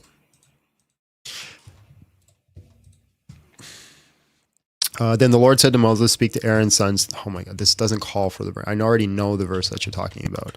The Lord, after they committed a sin against God, the Lord engulfed them in flames. That's not calling people to be burnt alive.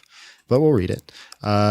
His father, son, and daughter, as his married sister who is near him, said she has no husband. He is not to defile himself for those related to him by the marriage, to profane himself. Priests must not make bald spots on the heads, shave off the edge of the beards, or cut their bodies. They must be holy to their God and profane the name of the God of their God, because they present the Lord food offerings and food of their God. They must be holy. A priest must not marry maybe I'm wrong. Hold on. A priest must not marry a woman defiled by prostitution or divorced by her husband, for the priest is holy to his God. You regarded him as holy, since present to the food of the God. He shall be holy to you, because I, the Lord, am holy, who sent you apart. If a priest defiles herself by prostituting, she profanes her father. She must be burned with the fire. Damn. Okay, it does say that. Oh, my bad. I can be wrong sometimes. It does happen. The priest who is the highest among his brothers, who has had anointed oil poured on his head, she has been detained to wear priestly garments, must not let his hair hang loose or tear garments. He must not wear near a body, and he must not defile himself. Well, don't be a prostitute. You won't get burnt alive. She kind of doing an eternal critique without listening to the eternal worldview. The struggle is with the people, not with God. All right, let's see if we can get one more.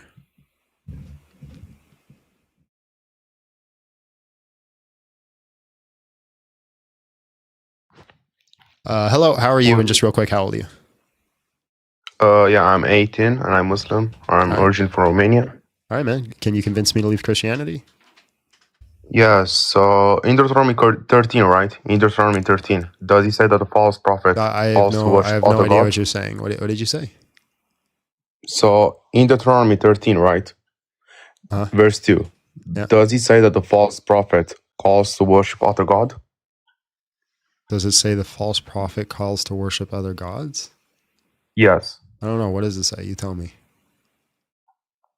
Let's read the verse. Okay, read it. And if the sign of wonder spoken of takes place, and the prophet says, "Let us follow other gods, gods that gods that have not known, and let us worship them." Yep. All right. My other question is, and Jesus says that we Jewish know who we worship according to John chapter 4 verse 22. What's your argument? Do you want to read the verse? Just make the argument, bro. All right, my question is it a question or an in argument? The first century, I was speaking, brother. Okay. Is it a question or an argument? I'm just saying. Is it a question or an argument? Which one are you doing? That's the argument because. Okay, then you don't the give Jewish a question. At the first just century, give the argument. Okay, I will. Okay. Oh, I would like to speak. Like, please don't interrupt me when I'm speaking. I will appreciate it. Okay. So, did the Jewish in the first century? Is it a question or an argument? It was going to be an argument after. Okay, then no questions. Just give the argument. All right. So, my argument is that the Jewish people at the first century, at the time of Jesus, did they worship unipersonal God, correct? Slow down, man. Your accent's thick. Did they what? Did they worship a triune God or a unipersonal God? So Philo of Alexandria worshipped the triune God in his writings, and he would have been a Jew. At the first century? Yeah. At the time of Jesus? No, this would be before Jesus. All right. I'm saying at the first century. Yeah, this would be before Jesus, right? He's a Jew, and he believed in the triune nature of God. So, for example, in Jewish belief, the Logos was believed to be identical with God, but as a separate person. So a good person to read about this is Alan Siegel, The Two Powers in Heaven. All right, but what I'm saying is that Jesus said that we Jewish know who we worship, according to John.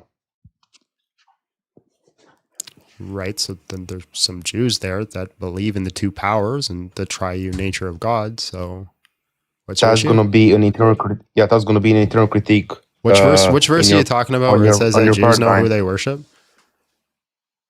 Yes. What verse? John chapter 4, verse 22. 22? Mm-hmm. Okay, so it says, believe me, woman, Jesus replied, a time is coming when you will worship the Father neither on this mountain nor in Jerusalem. You worship what you do not know. We worship what we do know, for salvation is from the Jews.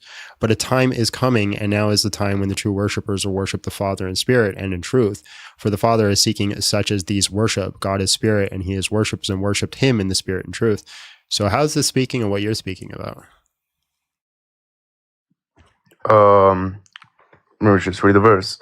Is that Jesus talks with the Samaritan woman, right? So he says at the verse 22, he says, right here, he says, you Samaritans worship what you do not know. We worship that we do know, for the salvation is from the Jews. So how's it saying what you're saying? Like if you take actual context, how's it saying what you're saying? Because he says, because they know who they're worshiping. So just a verbatim kind of fallacy and just taking that one verse out of the rest of its context? No, because Deuteronomy says that a false prophet calls to worship other gods. So at the first century, or the time of Moses, for example, did they worship only personal God or triune God? So what is the context of that verse? The context of the verse? Yeah, what's the context? What's the context of the in whole Deuteronomy. verse? No, not Deuteronomy. Deuteronomy John 4. What is John 4? John? Yeah, John, he says that Jesus said that we Jews know who we worship. What is the context? What do you mean by you didn't actually read John chapter 4, did we you? worship, yeah, I know, because it says we worship that we do know. For the salvation you just keep repeating what the verse says. So what is the context of John chapter 4? Do you know? Yeah, it says that we worship what we do know. Okay, if you're just going to repeat what you said 3 times in a row, I already got to move on, man. You're just wasting my time. Do you know the context or do you not? Didn't I just said yes back before? Then tell me the context. What's the context? Brother, that's Okay, let's move on. Let's say about Deuteronomy, okay? So does Deuteronomy says that the false prophet calls to worship? Okay, I have no problem moving on if you can't tell me the context. All right, it's okay, no problem. Okay, so, then I appreciate your time. God bless. No problem, right? Okay, perfect. But perfect, I can move on and I can kick you because you don't know the context, right? Yeah, but in Deuteronomy, real quick, in Deuteronomy, No, that's just a false prophet. not a real quick, man. Not a real quick, right? You admit that you did not read John But chapter okay, 4, last correct? question. Last question. Did for you me, read please. John Okay, chapter last 4? question. Stop running. Did you read John Yeah, chapter 4? I read. Yeah, I read. You read the whole Yeah, thing? yeah. Does the Samaritans are Okay, going to what- worship only what- personal God, correct? what- Because they are Jews at What? the first century at the time of So Jesus. what is the context? If you've read John chapter 4, do you know what the word context means? Yeah, I know What's the word context mean? that when I but I understanding it's okay. I understand what you're saying. What does the word I understand. context mean? Can I give you an example? No, you can tell me what it means. I know by definition, brother. Come on, man. Then tell us. And what is it? If you know the definition, tell me. Okay, so can I say for example, please? What is Because context? you said that before. Okay, perfect. I appreciate it. Okay. No, I know. I didn't give you permission. You guys context do is not like- know how to listen. What is the definition of context? Not an example. Yeah, that like who is talking to. No. So he's talking to a Samaritan woman, right? He says, and the topic is that how did they worship God? Because we do know at the first century, at the time of Jesus, even back before, they're going to worship only personal God. And back before, he said there's going to be some part of them they're going to worship a triune God. Then that's the reason, because there's going to be an internal critique. Notice how you're not giving context. You're just re-giving your same argument. Why are you going back? Why is he talking to the Samaritan woman? Why are you going back? Did I give you an example, brother, back before? I didn't ask for the example. I'm asking for the definition of context for the 17th time. Why was he talking I can't give you the exact definition, brother. Well, then I appreciate your time. God bless. Go learn what the word context means, and then go read the actual chapter of John chapter 4, and then maybe you'll convince me to leave Christianity instead of just cherry picking. God bless you.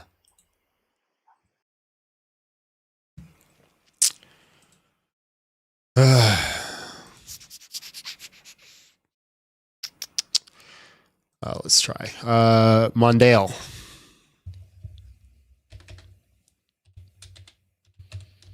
Hello? All right. We'll call it then.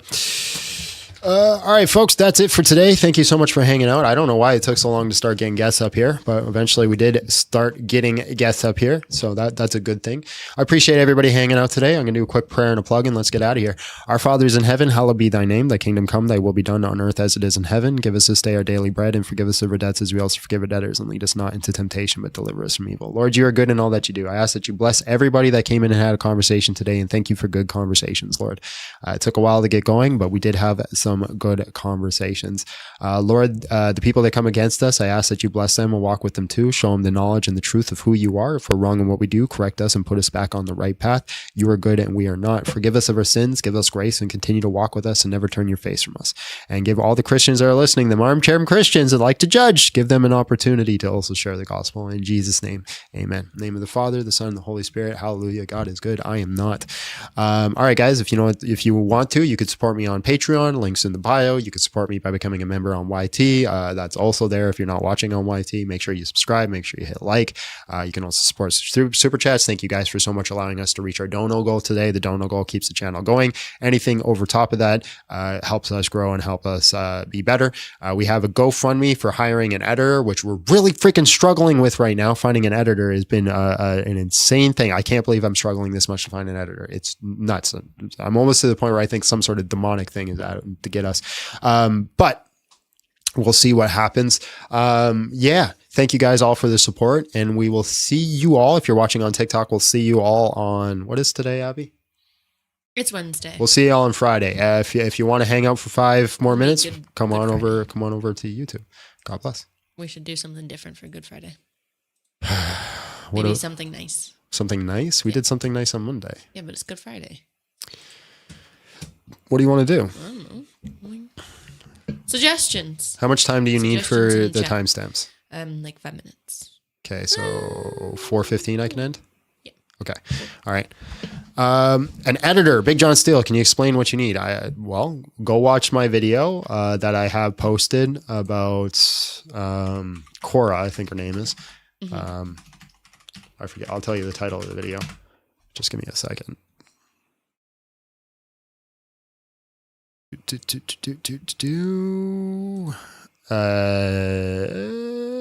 It is titled Rising Muslim Debater Dodges Simple Question, and it has dishonest in the thumbnail. I need somebody to remake those types of videos for me as I progress. Now, right now, I'm just posting clips. The clips are actually doing not too bad. Like, I just posted one clip, got 6,000 views, which is okay, but it's nothing compared to the 19,000 and 15,000 of our edited videos. So if we're looking for somebody to do that, bigjohnsteele@gmail.com if you want to be part of that. Why do I wear two different types of fabric? Because I'm a rebellious son of a gun.